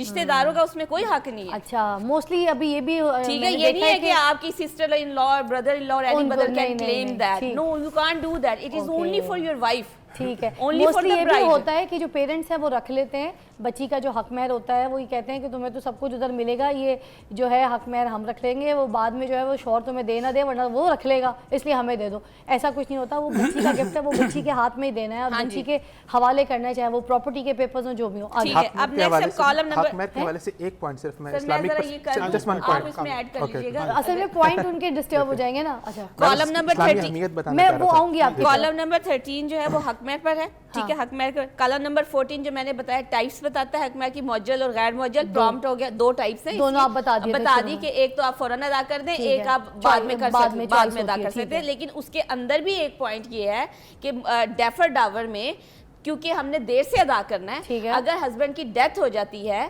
ٹھیک ہے تو وائف کلیم کر سکتی ہے. ڈیفر ڈاور کی بات کر رہی ہوں, غیر معجل کی. اچھا اس میں ایک بہت اہم پوائنٹ ہے جس کا ہمیں نہیں پتا, یہ اویئرنیس کے لیے بتا رہی ہوں. بتائیں. تو اس میں یہ ہے کہ ہسبینڈ کی ڈیتھ ہو جاتی ہے تو آپ کو پھر وہ کلیم کرنا ہے کہ مجھے یہ حق مہر دیا گیا تھا اور میرے ہسبینڈ کی ڈیتھ ہو گئی ہے, یہ لے نہیں پائی تھی, وہ لے سکتی ہے. ایک بات. دوسری بات یہ ہے کہ اگر اس کے کچھ ورثان ہیں تو وہ وراثت ان ورثان سے کلیم کر سکتی ہے اپنا ڈیفر ڈاور کہ مجھے میرے ہسبینڈ نے یہ لکھ کے دیا تھا. اس پوائنٹ میں بھلے اس عورت کے پاس اس کے بچے ہوں یا نہ ہو, وراثت ہونا, بچے ہونا ضروری ہے. جو بھی وارث ہے اس کا, اگر بچے نہیں ہیں تو پھر کیا کنڈیشن ہوگی؟ جو بھی ہے, چاہے اس کے بہن بھائی ہیں, جس کی ہے والدین کی پراپرٹی ہے, انہیرنٹ ہے یا ڈسٹریبیوشن ہوئی ہے, نہیں جو بھی اس کی پراپرٹی ہے اس میں سے حصہ وہ دیں گے. جنرلائز اب سمپل لوگوں کی سمجھنے کے لیے یہ ہے کہ اگر ہسبینڈ کی ڈیتھ ہو جاتی ہے اور ڈیفر ڈاور جو ہے کہ وہ کلیم کرے تو وہ اگر تو کوئی اس کے ورثان نہیں ہے تو وہ ڈائریکٹ کلیم کر سکتی ہے. اگر ورثان ہیں, اس نے اپنی پراپرٹی ڈسٹریبیوٹ کر دی ہے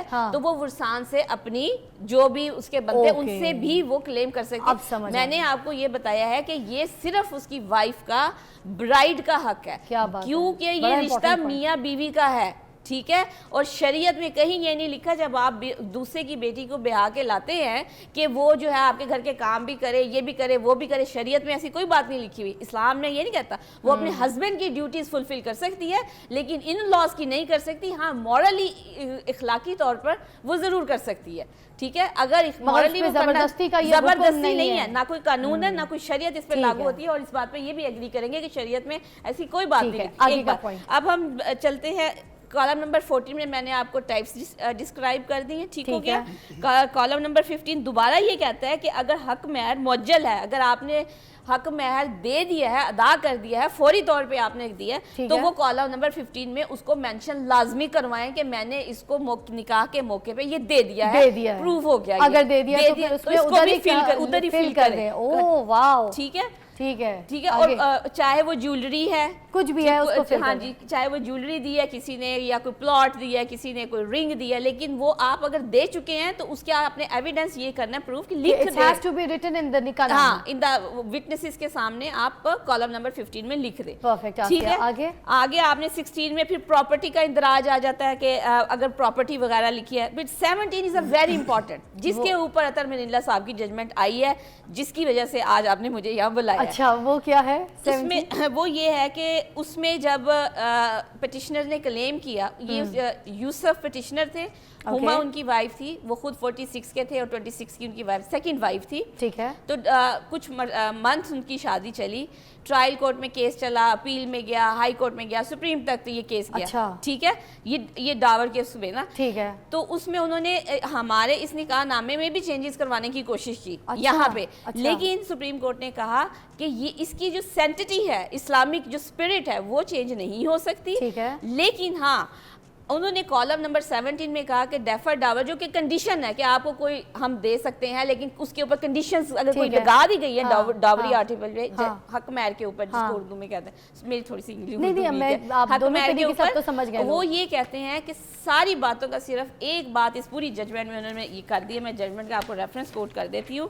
کہ یہ انہوں نے لکھ دیا کہ civil petition reference number 2673 of 2022 میں انہوں نے لکھ دیا ہے کہ جو بینیفٹ ڈاؤٹ ہو یا کچھ بھی ہو, جہیز کا اگر فیمیل کلیم کر رہی ہے کہ اس کا حق مہر رہتا ہے تو وہ فیمیل کو ہی جائے گا. ارے واہ, دس از سچ اے بیوٹیفل ججمنٹ. اس کو میں اس لیے یہ کہتی ہوں کہ ہمارے ہاں فیمیل کو کلیم کر دیا جاتا ہے. ٹھیک ہے, دیکھیے کوئی بندہ پرفیکٹ نہیں ہے ہمارے ہاں. اب میں آ جاتی ہوں شرائط کے اوپر کوئکلی. یہ مین پوائنٹس تھے جو کہ میں نے آپ کو بتائی ہیں. جو کوئی اور ایسا جو پوائنٹ ہے جو رہ گیا وہ دیکھیے, کالم نمبر 18 میں لکھا ہوا ہے کہ ہاں, کالم نمبر 18 جب ہمارے ہاں نکاح ہوتا ہے نا, بیسیکلی ہم کٹوا دیتے ہیں اس کو, ہم بتاتے نہیں ہیں. وہ ہے طلاق تفویض. اچھا, جس میں لڑکی طلاق لے سکتی ہے. یہ پوائنٹ نمبر کون سا ہے؟ یہ کالم نمبر 18 ہے نکاح نامے میں. کالم نمبر 18 نکاح نامے میں یہ کلیئر ہے کہ لڑکی اگر چاہے تو وہ خود لڑکے سے جو ہے وہ طلاق لے سکتی ہے, مگر اس کو کراس نہیں کرنا جب نکاح نامہ ہو آپ سائن کریں. یا آپ نے خود بھی دیکھنا ہے, ایک لڑکی جب پیرنٹس دیکھ رہی ہے, سب کچھ دیکھ رہی ہے, مگر لڑکی سائن کر رہی ہے نا, تو پھر آپ نے خود بھی پڑھنا ہے. جب آپ کے پاس, میں کہتی ہوں کہ قاضی صاحب آتے ہیں آپ کو پڑھانے کے لیے نکاح خواہ کے لیے, تو آپ پڑھیں.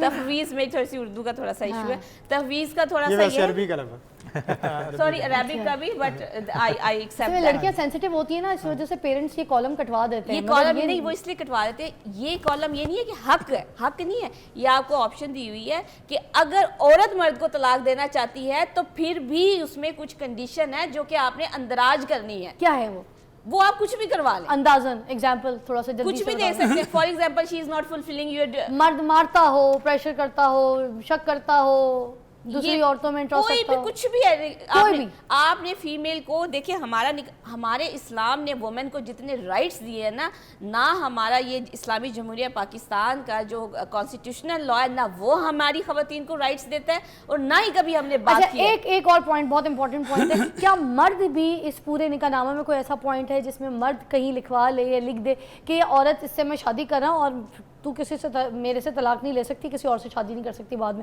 یہ میں میرے سے تو طلاق لے ہی نہیں سکتی, یہ اس نکاح نامہ میں مینشن کر دیجیے. کیا ایسا کوئی پوائنٹ ہوتا ہے یا کوئی لکھوائے, کوئی ایسی چیز ہوتی ہے؟ چاہے اسلام شریعت کی بات کریں, ایسی کوئی بات نہیں, ایسا کوئی بات نہیں ہے. یہاں پہ جو مین امپورٹنٹ بات ہے کہ آپ نے, ہمارے اسلام نے اس نکاح نامہ کی جو اسپرٹ ہے اسلامی کے روح سے, انہوں نے فیمیل کو امپاور کیا ہوا ہے, آپشن دی ہوئی ہے کہ اگر مرد کی مرضی ہے کہ فیمیل میرے سے خوش نہیں ہے, فار ایگزامپل اس نے یہ شرائط مجھے لکھی تھی, ان شرائط پہ یہ فائدہ اٹھا لے اور لے لے اور مجھ سے طلاق لے لے. میں ایک خوبصورت, ایک ہماری بڑی فیمس ایکٹر وہ ہے, اینکر ہیں, میں ان کا نام نہیں لینا چاہوں گی, لیکن انہوں نے اپنے ہسبینڈ کو خود ڈائیورس دی تھی. اور جب ان سے ریزن اب تو ڈیورس ہو گئی, نام لینا لے لیں ویسے نہیں, انہوں نے خود مطلب اس کالم نمبر 18 کا نہیں رہی تو پھر کیا فائدہ. نہیں, میں آپ کو بتا رہی ہوں کہ کالم نمبر 18 کو انہوں نے ایکسرسائز کیا تھا. یہ ہوتا ہے پریکٹیکلی, مگر بڑی بات ہے اگر آپ نے اینکر تھی نا تو سمجھدار تھی, مگر یہ جہالت جو ہے نا یہ ہم نے اپنے اندر سے ہٹانی ہے. پڑھے پڑھے لکھے لوگ یہ جو ہے نا غلطی ہیں. ایک بریک کے بعد ملتے ہیں. اچھا 19 میں ہے شو نکاح نامہ کے اوپر. آسیہ جی میں آپ کے پاس آتی ہوں ایک بریک کے بعد.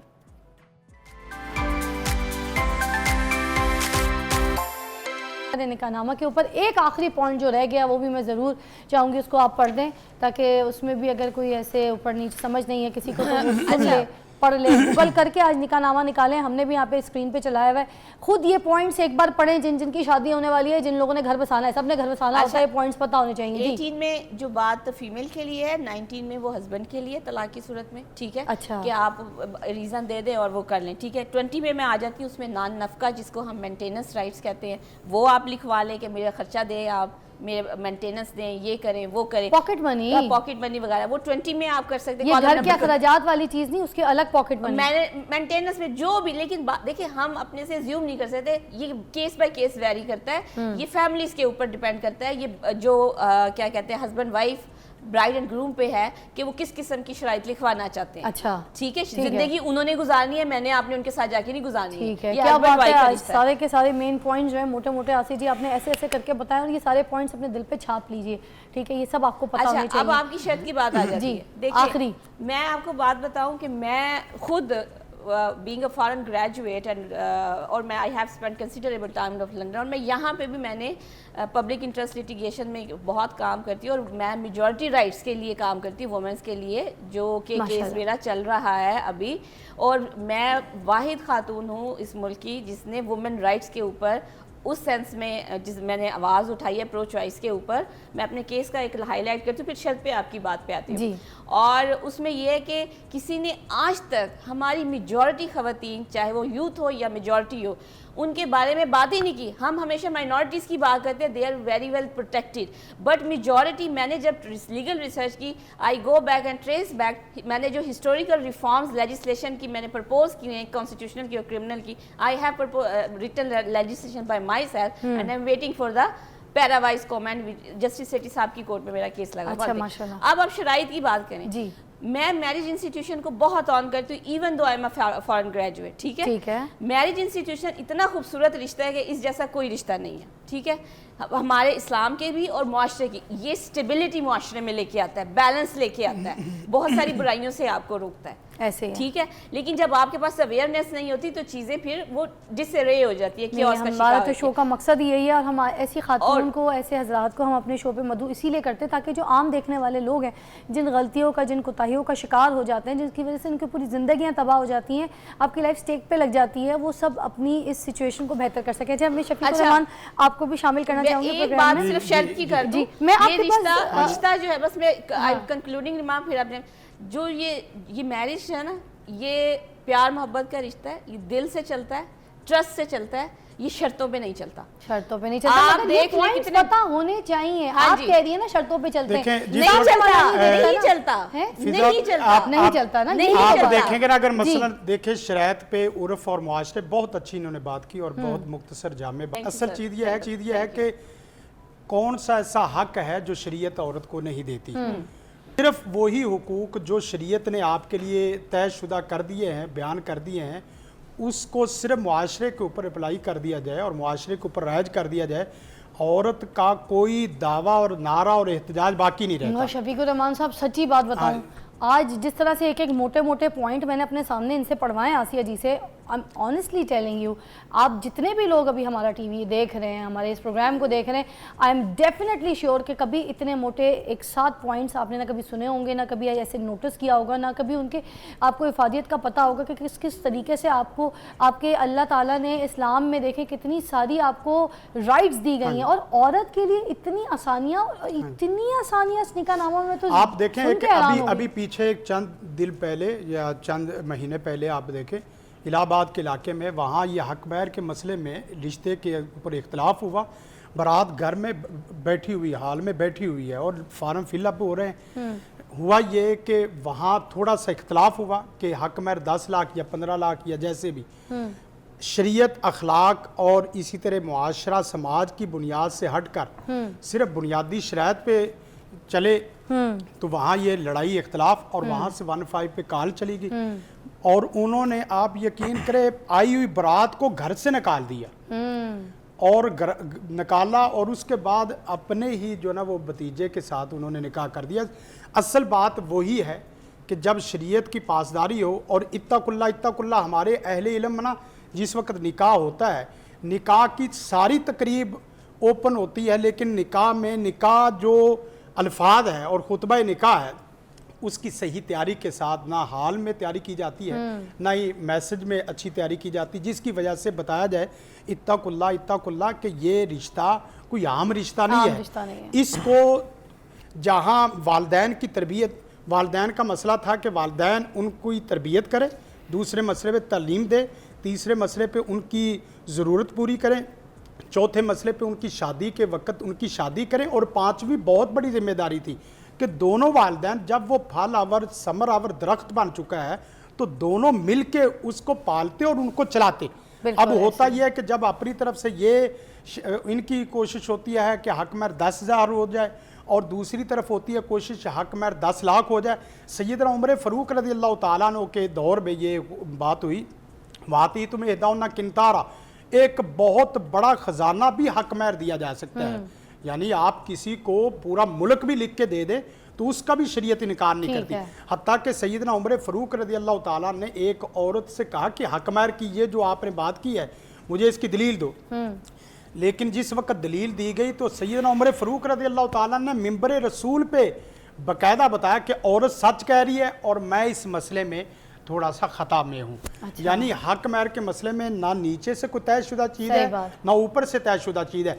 जिस वक्त हमारे लोग खरीदो फरोख्त करते हैं, करोड़ों की कर लेते हैं, हक महर पे आते हैं तो शरीयत के लफ्ज़ से वही 10,000 5,000 पे आ जाते हैं। अच्छा, मैं आपसे उबैद साहब बात को आगे बढ़ाना चाहूँगी। हम कोई प्रॉपर्टी ख़रीदते हैं या कोई भी इन्वेस्टमेंट करते हैं तो हम बड़ा सोच समझ के, कोई बैंक में भी पैसे जमा कराने के लिए जा रहे होते हैं तो हम क्या करते हैं, डॉक्यूमेंटेशंस पर साइन करते हैं, हम देखते हैं, सोचते हैं कि हमने क्या करना है, 10 बार उसको पढ़ते हैं, फिर उसके ऊपर दस्तखत और अंगूठा लगाते हैं।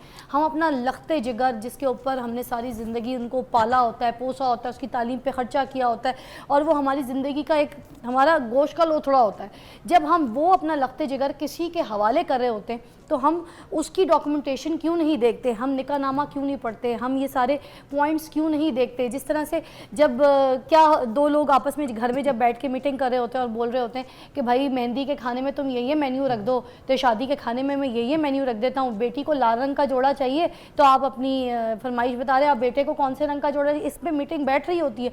मगर क्या इस पर मीटिंग बैठती है कि निकाहनामा दोनों जो फैमिलीज़ है वो रखे सामने और उसके ऊपर बात करें कि ये पॉइंट्स हैं, हम इस पॉइंट पे भी जो है ना इसमें फिल करेंगे इसको, भाई आपको अगर कोई एतराज़ है तो आप इस पे बता दीजिए, या हक महर या कोई भी ऐसे जो क्लॉज हैं इसमें जो पॉइंट्स दिए गए उस पर बात क्यों नहीं करते।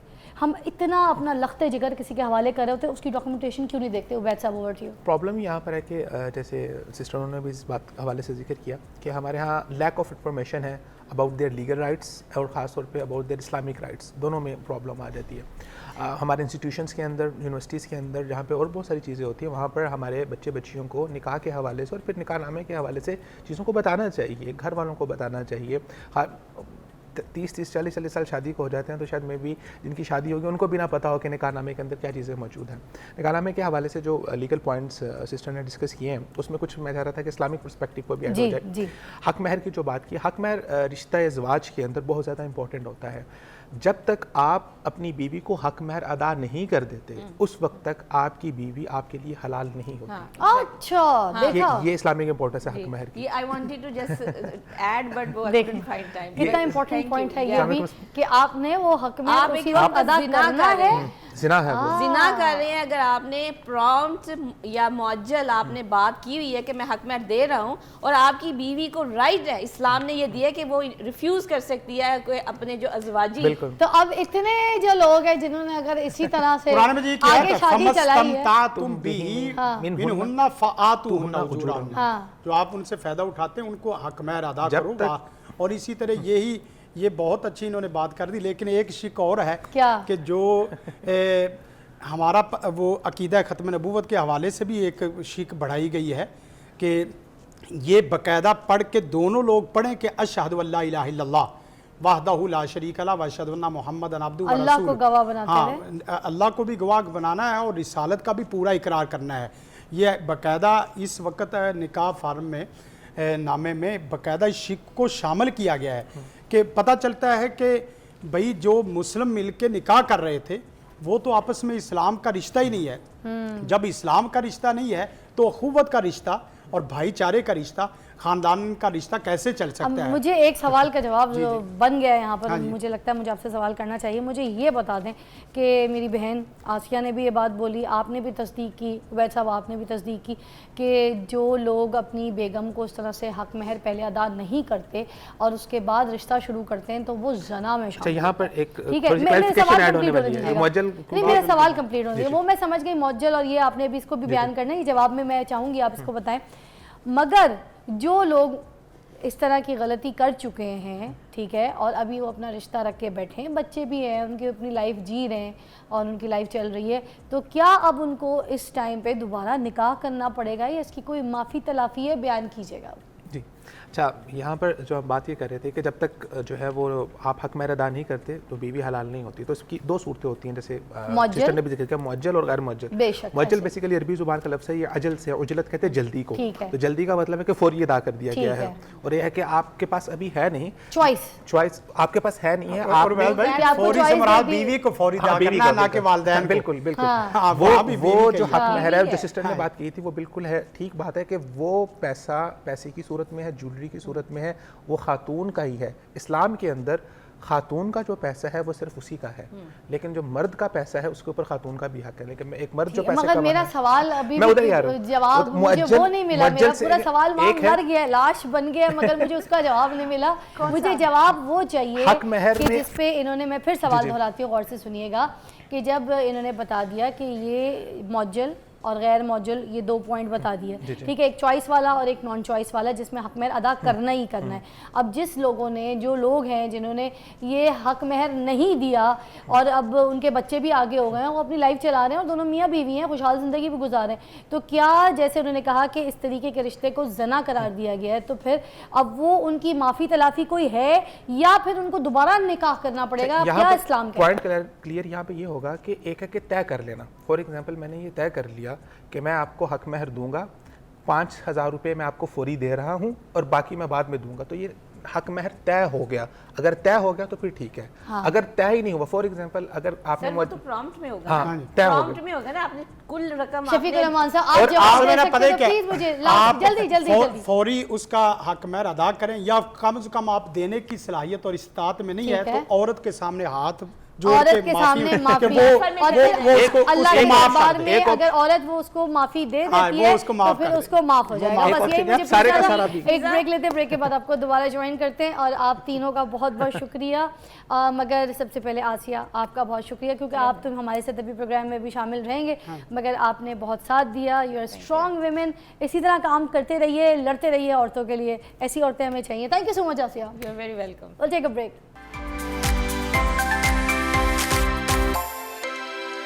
अच्छा जी, वेलकम बैक। हम वापस आ चुके हैं। अच्छा जी, हम शफीक रहमान साहब, हम वापस आ चुके हैं और आप देख रहे हैं मॉर्निंग विद फिज़ा। हमारा आज का जो टॉपिक था वो सब लोगों ने बहुत पसंद किया होगा। उम्मीद करती हूँ कि ये भले इसको अपने मोबाइल पे डाउनलोड कर लें और बार बार देखें जिनकी शादी हो रही है, क्योंकि हमने आज निकाह नामे पे बात की। और अब आगे चलते हैं हमारे दूसरे टॉपिक की तरफ, जो कि बहुत ज़रूरी है। बहुत से बच्चे जो है नाफरमान होते हैं। नाफरमान औलाद के लिए क्या क्या वज़ाइफ हैं, इस्लाम क्या कहता है, और ऐसे इस रिश्ते की क्या अहमियत है, ये सब कुछ आज बयान करने के लिए मैं फिर शफीक रहमान साहब और उबैद साहब को यहाँ पे मधु रखूँगी और मैं चाहूँगी आप इस पर बात करें। सबसे पहले ये बताएं, नाफरमान औलाद के लिए इस्लाम क्या कहता है, क्या हुक्म देता है और क्या सज़ा है? फिजा, आप सबसे पहले नाफरमान से पहले फर्मा बरदार देख ले। जी, फर्मा बरदार देख ले कि ये आप फर्मा जैसे बरदार, कामयाब लोग होते हैं फर्मा बरदार में, ये जानते फर्मा हैं। बरदार कुरान मजीद कहता है, रब्बना हबलना मिन अज़वाजिना व ज़ुर्रियातिना कुर्रता आयुन वजअलना लिलमुत्तकीना इमामा। इस दुआ को सिर्फ बच्चों के लिए पढ़ा जाता है, हालांकि ये दुआ दरअसल मियाँ बीवी के लिए है कि बच्चे इस दुआ की बरकत से नाफरमान ना हो बल्कि फर्माबरदार हो। आप देखें नाफरमानी का तो कोई माना ही नहीं बनता। औलाद आंखों का नूर और दिल का सुरूर होना चाहिए, चाहे जाए कि वो नूर भी निकल गया और सुरूर भी निकल गया। दुआ यह है कि या अल्लाह सबसे पहले मुझे करैक्टर किरदार के हवाले से ऐसा बाप बना दे कि बच्चे वो खुद बाप को आइडियल बनाने की कोशिश करें। बच्चों का अगर आइडियल बाप नहीं है ना तो उसका कोई आइडियल और लीडर नहीं बन सकता। माँ को भी यही किरदार अदा करना चाहिए। और इसी तरह बच्चों के लिए एक और यहाँ जुमला है कि बच्चों को ये ना कहना पड़े कि बाबा मामा हमारे लिए दुआ करें, आप ऐसी प्यारी हरकतों सकनात करें कि बाप और माँ के दिल से खुद ही दुआ निकले। तो रब्बाना हबलाना मिन अज़वाजिना, ये गोया के घर एक ऐसी सोसाइटी है कि जो ख़ानदान मिलके पूरी आगे मुआशरती सोसाइटी आगे इससे से डेवलप होती है। तो सबसे पहली दुआ रब्बाना हबलाना, इस दुआ को आप देख लें तो मतलब क्या है कि 3 लोग हैं, मियाँ बीवी और साथ साथ औलाद। ठीक है, तीनों ही ऐसे आपस में जुड़े होते हैं कि मियाँ को बीवी के लिए और बीवी को मियाँ के लिए आंखों की ठंडक बना दे। इसी तरह दोनों मिलके औलाद के लिए आंखों की ठंडक हो जाए। क्या बात है। अब मसला यह है कि नाफरमानी में सबसे बड़ी चीज़ औलाद है या वालिदैन है। मैं समझता हूँ कि 3 लोग आपको हीरो बनाते हैं या 3 लोग आपको ज़ीरो बनाते हैं। कौन कौन?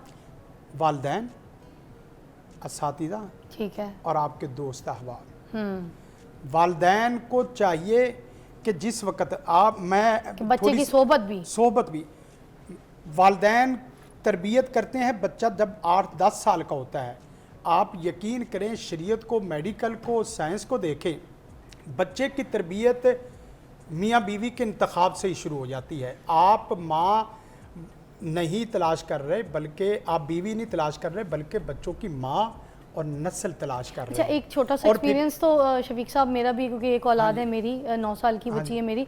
तो मैंने अपनी इंडस्ट्री से कोई 4 साल का, तकरीबन कोई 7 साल हो गए मुझे अपने ड्रामा सीरियल्स छोड़े हुए। बेसिकली अब वो 9 साल की है, मगर 7 साल के अरसे में मैंने कोई ऐसे सीरियल, कोई काम, ऐसा बड़ा काम नहीं किया। सिर्फ यही कि सुबह सुबह कहीं किसी चैनल पे जाके शो रिकॉर्ड किया 2 घंटा और उसके बाद फ़ौरन घर भाग गई। जब वो स्कूल में है या किसी पढ़ाई में मसरूफ़ है तो उस टाइम पे मैंने अपना काम, इस तरह की मैंने अपनी रूटीन बनाई। मुझे ये शोबिज़ इंडस्ट्री छोड़कर उसकी तरबियत वाला जो टाइम था, मुझे लगा ये जो 3 साल, जैसे 2.5-3 साल में जब उसकी टांगें लगी हैं और भागना शुरू हो गई है, तो उस टाइम पे मुझे लगा कि नहीं, उसको कोई भी नहीं देख सकता सिवाय मेरे। और अब जैसे वो 9 साल की हो गई है तो मुझे लगता है वो इतनी समझदार है कि उसको अच्छे बुरे की सारी तमीज़ है, वो सारा पीरियड मेरे साथ गुजार चुकी है। तो आप इस बारे में क्या कहेंगे? क्या बच्चों की तरबियत का ये सही टाइम है, राइट टाइम है? बहुत टाइम है, बल्कि इससे टाइम पहले माँ जब दूध बच्चे को बावजू होके पिलाएगी ना तो बच्चा बुखारी पैदा होता है। अरे वाह। और जब बाप और माँ अपने बच्चों को हलाल लुकमा खिलाती है ना तो बच्चा अब्दुल्ला बिन मुबारक पैदा होता है। वो मुबारक वो थे कि 7 साल तकरीबन एक बाग के निगरान के तौर पे रहे हैं। क्या बात है। और उनके मालिक ने जिस वक्त उनको बुलाया, कहा कि आप मेहमान आए, उनके लिए कुछ अच्छे फल पेश करें। फल दिया तो कड़वा और इसी तरह जो है ना वो ख़राब। फिर दूसरी दफ़ा, तीसरी दफ़ा आके कहने लगे कि साहब आप 7 साल में ये नहीं सीख सके कि फल मीठा कौन सा है और कड़वा कौन सा है। तो कहने लगे कि आपने मुझे निगरान रखा हुआ है, मैंने 7 साल में एक भी आपका फल मेवा चखा नहीं है। जब बाप और माँ इस तरह की हो ना तो बच्चे बुखारी भी पैदा होते हैं और अब्दुल्ला बिन मुबारक भी पैदा। और फिर एक और बात, बच्चा बुखारी फिर इस तरह है, बाप कहता है कि मैंने बच्चे को हराम का लुकमा नहीं खिलाया, माँ कहती है कि मैंने बेटे को कभी भी बगैर वजू के दूध नहीं पिलाया। अब बच्चा बुखारी फिर देखे क्या होता है। हुआ इस तरह कभी छोटा सा था, जो हम मिंबरों महराब में उनके नाम लेते, नाम ऐसे नहीं लेते। एक वक्त बहुत बड़ी मजलिस लगी, मुफ्ती और बड़े शयूख और बड़े बड़े शयूख हदीस। छोटा बच्चा जिस वक्त उसने देखा कि ये मजलिस हदीस है तो मजलिस हदीस में आए तो वहाँ हदीस सुनने के लिए बैठने लगे। तो उन्होंने कहा कि बेटा जाओ आप खेलो कूदो, आपकी खेल कूद की उम्र है, यहाँ एक बड़े लोगों की मजलिस है, जैसे डॉक्टरेट की या बड़े लोगों की मजलिस, डॉक्टर हजरात। इसी तरह उन्होंने जिस वक्त मजलिस सुनी, आखिर में सवालात जवाबात की निश्चित हुई, बड़ा मुख्तसर करता जा रहा। सवालात हुए तो बच्चे बुखारी ने इस तरह उंगली करके उस्ताद एक मेरा भी सवाल, बच्चों को देखा और बड़ों को देखा तो उन्होंने कहा कि बेटा बैठ जाओ, आप क्या इतने बड़े शेख से सवाल करेंगे। सवाल करते करते उन्होंने जवाब दिया, बच्चे बुखारी ने सवाल पे जरा की, आखिरी सवाल था, बच्चे बुखारी ने सवाल पे जरा की, आप यकीन करें उस्ताद मिंबर से इस तरह उसने हाथ बढ़ाया, बच्चे बुखारी को हाथ से पकड़ा और खुद मिंबर से नीचे आ गए। बच्चे बुखारी को मिंबर पर बैठाया और कहा कि जिस मजलिस हदीस में ये बच्चा बुखारी, उस मजलिस हदीस के किसी उस्ताद, किसी मुफ्ती और किसी शेख को हक हासिल नहीं है कि वो इनकी मौजूदगी में दरस हदीस क्या दे। बात है जी, क्या बात है जी। बहुत बहुत शुक्रिया आप सबकी तशरीफ़ आवरी का। और ये टॉपिक इतना बड़ा है कि मुझे लगता है इस पे 2-3 शो करेंगे तो कुछ समझ आएगा। और फिर मैं दोबारा जो है मधु आप लोगों को करूँगी, मगर आप हमारे सोशल मीडिया पर यकीनन इस शो को देखेगा, क्योंकि इस शो के कुछ हम पार्ट्स जो हैं बच्चों के हिसाब से वज़ाइफ आपको बताएंगे कि नाफरमान औलाद के लिए जो है वो कौन से वजीफ़े पढ़े जाएँ जिससे वो फर्मा बरदार बन जाए। तो इस तरह के वज़ाइफ देखने के लिए हमारे सोशल मीडिया पर ज़रूर जाइएगा। आप सबका बहुत बहुत शुक्रिया, आप हमारे शो को बहुत पसंद करते हैं। देखते रहिए मॉर्निंग विद फ़िज़ा।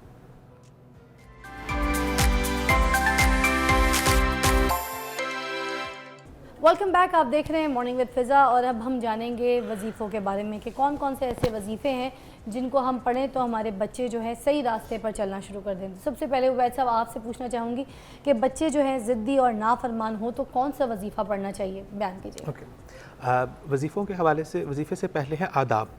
देखिए, आदाब के हवाले से भी हमें शरीयत से कुछ रहनुमाई मिलती है, क्योंकि इंसान की 2 हालतें ऐसी हैं जहाँ पर इंसान होता है तो वहाँ पर बहुत ज़्यादा इस बात के चांसेस होते हैं कि शैतान, जिन वगैरह उसके ऊपर असरअंदाज हो सकते हैं। तो रसूलुल्लाह सल्लल्लाहु अलैहि वसल्लम ने उसकी कुछ दुआएं बताई हैं कि आप किस तरह से अपने आप को उसको बचा सकते हैं। उम्मीद तौर पर हमें तलकीन ये की गई है कि कोशिश करें कि हमेशा जो है वो वज़ू की हालत में रहें। तो 2 तरह से तहारत होती है, एक तहारत वो होती है जो आप वज़ू से हासिल करते हैं, और दूसरी तहारत वो होती है जिसके लिए आपको गुस्ल करना पड़ता है। तो जब आप वाशरूम जाते हैं तो वाशरूम जाते हुए रसूलुल्लाह ने ख़ास दुआ बताई है कि अल्लाहुम्मा इन्नी औज़ु बिका मिनल खुबुसी वल खबाइस, कि अल्लाह मैं आपसे जो खबीस जिन है और खबीस जिन्नी है उनकी पनाह में आता हूँ। दैट मीन्स कि आप जब उस हालत में जाते हैं, उस सिचुएशन में जाते हैं तो आप हालत तहारत में नहीं होते, आपका वज़ू नहीं होता, तो उस वक्त बहुत ज़्यादा चांसेस होते हैं कि शैतान जिन आपके ऊपर असरअंदाज हो सकते हैं। इसलिए पहले दुआ करके जाना है। सेम एज़ इट इज़ रसूलुल्लाह सल्लल्लाहु अलैहि वसल्लम ने हमें ये दुआ भी बताई और ये अदाब भी सिखाए कि जब किसी की शादी होती है तो जिसे हम अरबी में लैलतुल ज़वाफ़ कहते हैं या फर्स्ट नाइट कहते हैं या जिसे सुहाग रात कहते हैं, जब आप अपनी वाइफ के पास जाते हैं तो उसके भी कुछ आदाब सिखाए हैं। उस वक्त भी बहुत ज़्यादा चांसेस होते हैं कि जब मियाँ बीवी अपने खलवत में होते हैं तो उस टाइम भी शैतान आपके ऊपर असरअंदाज हो सकता है। तो रसूलुल्लाह सल्लल्लाहु अलैहि वसल्लम ने ख़ास दुआ बताई कि जब तुम में से कोई अपनी बीवी के पास जाए तो सबसे पहले कोशिश करें कि बावज़ू होके जाए, एंड देन कुछ अहादीस के अंदर अल्फाज ये हैं कि उनके माथे से पकड़, और कुछ में अल्फाज ये हैं कि बालों की एक छोटी सी लिड जो है उसको पकड़ के ये दुआ पढ़े। सबसे पहले कहे बिस्मिल्लाह, उसके बाद अल्लाहुम्मा इन्नी औज़ु बिका मिन जन्निबिन शैतान व जन्निबि शैतान मा रज़क़तना, कि अल्लाह हमसे शैतान को दूर रख और इस अमल की वजह से जो औलाद आएगी या अल्लाह उसको जो आपने हमें रिज़्क़ अता करना है उससे भी शैतान को दूर रख। और हदीस के अल्फाज हैं कि जो इंसान ये दुआ पढ़ लेता है फिर अल्लाह सुब्हानहू व तआला उस बच्चे को शैतान से महफूज कर देते हैं और शैतान उसको कोई नुकसान नहीं पहुंचा पाता।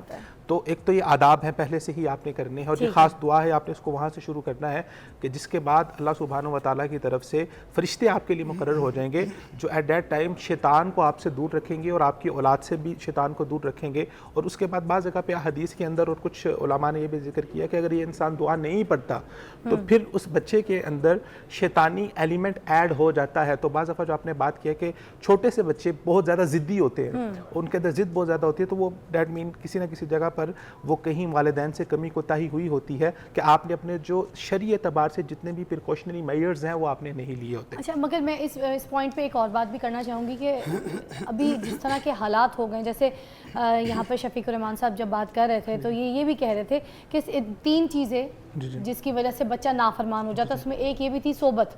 तो अगर वालिदैन ने ये सारी चीज़ें जो है इनको फॉलो किया, इस तरह इसके आदाब को भी जो है फॉलो किया, मगर उसके बावजूद बच्चा जब बढ़ रहा है उसकी सोबत में कहीं ایسے لوگ ہیں جن کی وجہ سے وہ اس کی جو صحبت ہے وہ خراب ہو جاتی ہے, پھر بھی تو نافرمانی کی طرف وہ چلا جاتا ہے. پھر ایسے حالات میں پھر جب بچہ نافرمان ہو گیا ہے تو کون سے ایسے وظائف ہیں جو آپ کو لگتا ہے کہ بہت زیادہ کارآمد ہے اور بچوں کے لیے پڑھنے چاہیے والدین کو؟ جی جیسا آپ نے کہا this is one of the reason, مطلب ہے کہ یہ ایک ریزن ہو سکتی ہے کہ آپ پریکاشنری میئر لیں گے تو آگے آپ اللہ سبحانہ و تعالیٰ کے سامنے اپنی جو اللہ تعالیٰ نے آداب سکھائے ہیں ان کو لے کے آگے چل رہے ہیں. دوسری بات جیسے آپ نے کی صحبت کی بات کی تو وہ تو ہو جاتا ہے, جیسے حضرت نوح علیہ السلام اللہ کے نبی تھے اور ان سے بڑھ کے اللہ کا تابع دار کون بندہ ہو سکتا ہے, تربیت کرنے والا کون ہو سکتا ہے, تو ان کا بیٹا جو ہے وہ ہدایت پر نہیں آیا. تو وہ بعض دفعہ اللہ سبحانہ و تعالیٰ کی طرف سے آزمائش بھی ہوتی ہے کہ اللہ اولاد کے ذریعے سے آزمائش ہو جاتی ہے, یہ اللہ کی حکمتیں اللہ تعالیٰ بہتر جانتے ہیں. ایسی صورت میں ایک تو ہے کہ عمومی دعا اللہ سبحانہ و تعالیٰ سے کرنی چاہیے, اور ایک خاص دعا جو قرآن مجید میں بھی ہمیں ملتی ہے کہ ربنا ھب لنا من ازواجنا وذریاتنا قرۃ اعین واجعلنا للمتقین اماما, کہ اللہ رب, اس کی میں ترجمہ بھی آپ کے سامنے پڑھ دیتا ہوں کہ ربنا ھب لنا من ازواجنا وذریاتنا قرۃ اعین, اے اللہ ہماری بیویوں کو اور ہماری اولاد کو ہماری آنکھوں کی ٹھنڈک بنا دے, وجعلنا للمتقین اماما, اور ہماری اولاد کو متقین کا امام بنا دے. تو یہ خاص دعا قرآن مجید کے اندر جو اللہ سبحانہ و تعالیٰ نے ذکر کیا ہے کہ اس کا زیادہ سے زیادہ اس کو پڑھا جائے کہ ربنا ھب لنا من ازواجنا وذریاتنا قرۃ اعین. اچھا شفیق الرحمان صاحب, بچے پڑھائی میں بہت ڈسٹرب کرتے ہیں, پڑھائی میں من نہیں لگا رہے ہوتے, پیرنٹس ہر وقت بیٹھے رہتے ہیں کتابیں کھول کے بیٹھو تو وہ بیٹھے رہیں گے مگر ان کو حفظ نہیں ہوتا, یاد نہیں کرتے, پیرنٹس اس میں بہت پریشان رہتے ہیں. تو آپ مجھے اس کا بھی کوئی ضرور وظیفہ بتائیں. اس کے لیے رسول کائنات صلی اللہ علیہ وسلم کی تعلیم اکرموا اولادکم, سب سے پہلے اولاد کو اپنی قربت اور محبت دو, اپنے وظیفے سے پہلے قربت اور محبت دو, اور پھر اس کے بعد علموا اولادکم, اپنی اولاد کو تعلیم سکھاؤ. اور وہاں سیدنا عبداللہ ابن عباس رضی اللہ تعالیٰ نے اللہ کے رسول کے سامنے شکایت کی کہ میرے حافظے کا مسئلہ ہے, تو اللہ کے رسول نے ان کے سینے پہ ہاتھ رکھا. تو والدین کے لیے چاہیے, کوئی باپ اور کوئی استاد ایسا نہیں ہونا چاہیے جو بچے کو اسکول میں بھیجے یا اسکول کی تعلیم دے وہ یہ دعا نہ پڑھتا ہو. اچھا, اللہم علمہ الکتاب, اللہم علمہ التاویل, اے اللہ دنیا کائنات کی تمام کتابوں کا اس کو علم عطا فرما, دنیا کائنات کے تمام اس کے اوپر ظاہر باطن کو کھول دے. سیدنا عبداللہ ابن عباس رضی اللہ تعالیٰ نے فرماتے ہیں اس دعا کی برکت کے بعد قرآن کی ایک آیت بھی ایسی نہیں تھی کہ جس کے مفہوم اور جس کے معنی اور مفاہیم کو میں جانتا نہ ہوتا. اچھا, یہ دعا بہت ہے. اللہم علمہ الکتاب, اللہم علمہ التاویل. اور ایک اگر بچے کو ظاہری طور پہ اگر بھی اچھا پرفیکٹ ایک پڑھا لکھا انسان بنانا چاہتے ہیں اور اسی طرح اس کے اوپر معاشرہ بھی کھلے, اس کے لیے ایک اور بہت پیاری دعا ہے, اللہم فقہہ فی الدین, اللہم فقہہ فی الدین. یا اللہ یہ ٹیبل کو ظاہر سے نہ جانے, یہ کتاب کے الفاظ کو نہ جانے, کتاب کے الفاظ کے اندر جو چھپا ہوا علم ہے, الفاظ کے اندر جو چھپی ہوئی خیر ہے, اس خیر کا بھی عالم ہو اور ان کے الفاظ کا بھی عالم ہو. کیونکہ کوئی بھی پیرنٹ یہ نہیں چاہتا بچہ رٹافیکیشن سے پاس ہو جائے, اور رٹافیکیشن کے بعد پھر یہ جو پھر دوڑ میں جب کھڑے ہوتے ہیں نا تو پھر معاشرے میں پھر یہ پیچھے رہ جاتے ہیں. ایک بہت بڑی دعا ہے, یا معلم ابراہیم علمنا, اے ابراہیم کے استاد معلم مجھے بھی علم سکھا جیسے تو نے ابراہیم کو سکھایا. کیا بات ہے. ابراہیم دنیا کائنات کے بہت بڑے اچھے سپیکر تھے اور لاجک کے اعتبار سے ان سے اچھی دلیل دینے والا کوئی دنیا میں نہیں. جو پچھلی آپ نے دعا بتائی تھی وہ کس طریقے سے پڑھنی ہے؟ اول آخر درود شریف میں بند کرنے کے بعد اول آخر درود پاک پڑھیں اور صبح شام 7 دفعہ پڑھ لیں, عدد اس کا متعین نہیں ہے. ٹھیک ہے. اور اسی طرح بچے کے سینے پہ چھاتی پہ ہاتھ رکھ کے پڑھنی ہے. اور اسی طرح ربی زدنی علما, ٹھیک ہے, اللہ اسے علم ہی نہ دے, اسے علم بھی دے اور علم نافع دے. اچھا, علم نافع وہ ہوتا ہے اللہم انی اسألک علما نافعا. ہمارے بچے تو یہ ہے کہ پڑھے لکھے جاب کی وجہ سے پریشان ہے, اپنی ذات اور اپنے والدین کی وجہ سے پریشان. اللہم انی اسألک علما نافعا, ایسا علم دے جو اس کی ذات کے لیے, ایسا علم جو اس کے گھر کے لیے, پوری کائنات کے لیے اس کا علم مفید ہو. اور پھر ایک اور دعا ہے, اللہم انی اسألک علما نافعا اور وعملا متقبلا. یہ پوری دعا آپ کو مل جائے گی. ایک دعا ہے اللہم انی اسألک, یہ پوری دعا مل جائے گی, کس کوئی ریفرنس میں پڑھی دیتا ہوں. اللہم انی اسألک علما نافعا ورزقا طیبا وعملا متقبلا. اور ایک دعا بہت اہم ہے کہ آپ بھیجیں, بچے کو بھیج رہے ہیں علم سیکھنے کے لیے, وہاں سے کچھ ایسی چیزیں سیکھ کے آ جائے جو اس کے لیے نقصان دہ ہو. اللہم انی اعوذ بک من قلب لا تخشع وعلم لا ينفع. یا اللہ علم نافع کا سوال کرتا ہوں اور علم زار جو ہے, جو میرے لیے میرا بچہ نافرمان بن جائے, میرے لیے زہر قاتل بن جائے, میں نے بچے کو تعلیم کے لیے بھیجا تھا وہ جہالت سیکھ کے آ گیا ہے، یا اللہ ایسا دل چاہتا ہوں جس دل میں تیرا خوف خدا ہو، اور ایسا علم چاہتا ہوں جس علم میں کوئی نقصان دہ چیز نہ ہو۔ جی کیا بات ہے۔ ایک آخری سوال دونوں کی نظر کرنا چاہوں گی، اور سوال بہت عجیب سا ہے، بڑا بولتے ہوئے بھی لفظ مجھے عجیب سا لگتا ہے۔ کچھ ایسے بچے بھی ہیں جو اپنے والدین کے اوپر استغفر اللہ نعوذ باللہ تشدد کرتے ہیں، اپنے والدین کو مارتے ہیں، پیٹتے ہیں، زنجیروں سے باندھ کے ان کو ایسے گرلوں سے کھمبوں کے ساتھ ایسے اس بڑھاپے میں ایسے رکھتے ہیں اور ان کو تکلیف دیتے ہیں، ان پہ تشدد کرتے ہیں۔ کس وجہ سے؟ جائیداد کی وجہ سے، یا ایسے نافرمان ہوتے ہیں کہ نشئی ہو جاتے ہیں، کسی غلط نشے میں پڑ کے جب گھر آتے ہیں تو پھر اپنے والدین کے سوال جواب کا جو ہے نا ان کو فیس نہیں کرنا چاہتے، نہ اپنے والدین کا یہ چاہتے ہیں کہ کوئی ہم سے پوچھے کہ کدھر گئے تھے، پوری رات کدھر گزاری، 2 دن نشے میں کدھر پڑے رہے۔ تو وہ پھر اپنے والدین کے ساتھ بدتمیزی کرتے ہیں، ان کو جھڑکتے ہیں، ان کو دھتکی دیتے ہیں، اور سب سے بڑی بات استغفر اللہ میں نے بتایا، مارنا، تشدد کرنا جائیداد، پراپرٹیز، پیپرز کے لیے۔ کیا کہیں گے سب سے پہلے آپ عبید صاحب؟ جی فضا، یہ تو ایک ایسا بدترین عمل ہے کہ جو انسان ایسا کچھ کرتا ہے اس سے بڑھ کے کوئی بدبخت نہیں ہو سکتا۔ قرآن مجید میں اللہ سبحانہ و تعالیٰ نے جہاں اپنے حق کا ذکر کیا کہ اللہ کی عبادت کرو، اس کے ساتھ کسی کو شریک نہ ٹھہراؤ، ساتھ ہی اللہ سبحانہ و تعالیٰ نے والدین کے ساتھ حسن سلوک کا ذکر کیا کہ میری عبادت کرنی ہے اور اپنے والدین کے ساتھ حسن سلوک کرنا ہے۔ قرآن مجید میں ایک اور جگہ اللہ سبحانہ و تعالیٰ نے فرمایا فَلَا تَقُلْ لَهُمَا اُفٍّ، یہ مارنا یہ تو بہت دور کی بات ہے، آپ ان کے سامنے اف تک نہیں کہہ سکتے کہ آپ کی والدہ نے آپ کو کوئی بات کہی ہے اور وہ آپ کو ناگوار گزری ہے اور آپ اس کے اوپر اف کہہ دیں۔ ایک صحابی نبی صلی اللہ علیہ وسلم کے پاس آئے، کہنے لگے کہ اللہ کے نبی، میں نے اپنی والدہ کو اپنے کندھوں پہ اٹھایا اور ایک لمبا سفر کیا، اور سفر کرنے کے بعد ان کو میں نے اللہ تعالیٰ کے گھر کی زیارت کروائی، حج کروایا، حج کروا کے پھر دوبارہ میں نے ایک لمبا سفر کیا اور سارا پیدل اپنے کندھوں پہ اٹھا کے کیا، تو کیا میں نے اپنی ماں کا حق ادا کر دیا ہے؟ تو اللہ کے نبی کہنے لگے کہ تم نے ابھی اس رات کا بھی حق ادا نہیں کیا کہ جس رات تم سوئے ہوئے تھے اور تم نے پیشاب کر دیا تھا، تو تمہاری ماں نے تمہیں گیلی جگہ سے اٹھا کے کہیں تمہیں سردی نہ لگ جائے خوش جگہ پہ رکھ دے اور خود گیلی جگہ پر لیٹ کے خود سو گئے، تو اس بات کا حق نہیں ادا کر سکے۔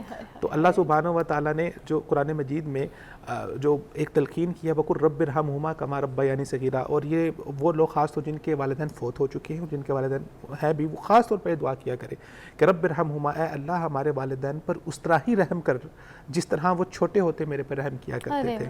تو اللہ تعالیٰ نے والدین کو رب کہا ہے اور اللہ سبحانہ و تعالیٰ نے خود کو بھی رب کہا ہے، الحمدللہ رب العالمین۔ تو ایک اللہ سبحانہ و تعالیٰ کی ذات ہے جو بے لوث ہو کے اس دنیا میں، چاہے کوئی اس کا انکار کر رہا ہے، چاہے کوئی اللہ سبحانہ و تعالیٰ کو گالیاں دے رہا ہے، چاہے کوئی اس کا مطیع و فرما بردار ہے، سب کو پال رہا ہے، اور دوسرے والدین ہوتے ہیں جو بے لوث ہو کے، چاہے ان کی فرما بردار اولاد ہے، چاہے ان کی نافرمان اولاد ہے، ماں کے لیے بچہ بچہ ہوتا ہے اور وہ بے لوث ہو کے اپنے بچے کو پال رہی ہوتی ہے۔ کیا بات ہے۔ آپ بھی کچھ اس میں کچھ کہنا دعا کا اگر دیکھیں، یہ دعا اگر پڑھ لے، دنیا جہان کا کوئی بچہ نافرمان، دنیا جہان کا کوئی بچہ غلط محفل کا حصہ، دنیا جہان کا کوئی بھی بچہ وہ آپ سے دور جہالت میں نہیں رہ سکتا جو آدمی یہ 2-3 لفظ پڑھ لے۔ یہ کون سا وظیفہ ہے؟ اللہم انی اسألک حبک، جادوئی وظیفہ ہے۔ اللہم انی اسألک حبک وحب من یحبک والعمل الذی یقربنی حبک۔ اے اللہ مجھے اور میرے بچوں کو اپنی خاص محبت نصیب فرما، اور ساتھ ساتھ دوسرا عمل بہت اہم ہے، اللہم انی اسألک حبک وحب من یحبک، یا اللہ ان کو ایسی کمپنی دے، ان کو ایسے دوست دے، ایسی ان کو مجلس دے، ایسی ان کو کلاس دے، ایسا ان کو اسکول اور ایسا ان کو ڈپارٹمنٹ دے جو ڈپارٹمنٹ تیرے سے جوڑے، شیطان سے نہ جوڑے۔ اور اسی طرح والعمل الذی یقربنی حبک، یا اللہ میں رہوں یا نہ رہوں، میرے بچے رہیں، ایسی ان کو سوسائٹی میں ایسے اعمال کرنے کی توفیق دے دے کہ ان کو آسمان کے فرشتے بھی سلام اور سلوٹ کریں اور ان کو مخلوق خدا بھی سلام اور سلوٹ کرے۔ یا اللہ ایسا عمل جو تیرے قریب کرنے والا ہو، اور یقین کریں بچہ جہالت کے اندر ڈوبا ہوا ہو اور ماں باپ رات کی تنہائیوں میں بچوں کے لیے یہ دعا کر لے، وہ دنیا کے کسی مرد میں ڈوبا ہوا ہو، اللہ اس کو باہر نکال دے گا۔ ماشاءاللہ ماشاءاللہ، بہت شکریہ آپ دونوں کی تشریف آوری کا اور آپ لوگ کے ٹائم کا۔ ناظرین، اپنے والدین کی قدر کیجئے، یہ آپ کے لیے ایک ایسے میں آپ کو کہوں گی اثاثہ ہے کہ دنیا میں اللہ تعالیٰ نے آپ کو ایک ایسا موقع دیا ہے کہ آپ گھر بیٹھ کے اپنے گھر سے بے شمار نیکیاں کما سکتے ہیں. وہ کہتے ہیں نا کسی کامیاب اولاد کو دیکھ کے, کسی کامیاب شخص کو دیکھ کے ہم کہتے ہیں کہ یار اس کو اس کی ماں کی, اس کے باپ کی دعائیں لگی ہوں گی. تو لگی ہوتی ہیں. ماں باپ وہ لوگ ہیں جو آدھی آدھی رات کو اٹھ کے بھی آپ کے لیے دعائیں کرتے ہیں. جب یہ ہمارے سر سے ان کا سایہ چلا جاتا ہے, یہ دنیا سے کوچ کر جاتے ہیں, تو پھر ہمیں احساس ہوتا ہے, پھر ہمیں پتہ چلتا ہے کہ واقعی ہمارے لیے اب کوئی ہاتھ اٹھا کر دعا کرنے والا نہیں ہے. جو راتوں کو رو رو کے چھپ چھپ کے اللہ کے آگے گڑ گڑائے, اب ہمارے لیے ایسا کوئی نہیں ہے. تو اپنے والدین کی بہت قدر کیجیے. بس اسی کے ساتھ میں آپ سے اجازت چاہوں گی, آپ سے ملاقات کروں گی اگلے پروگرام میں. خدا حافظ.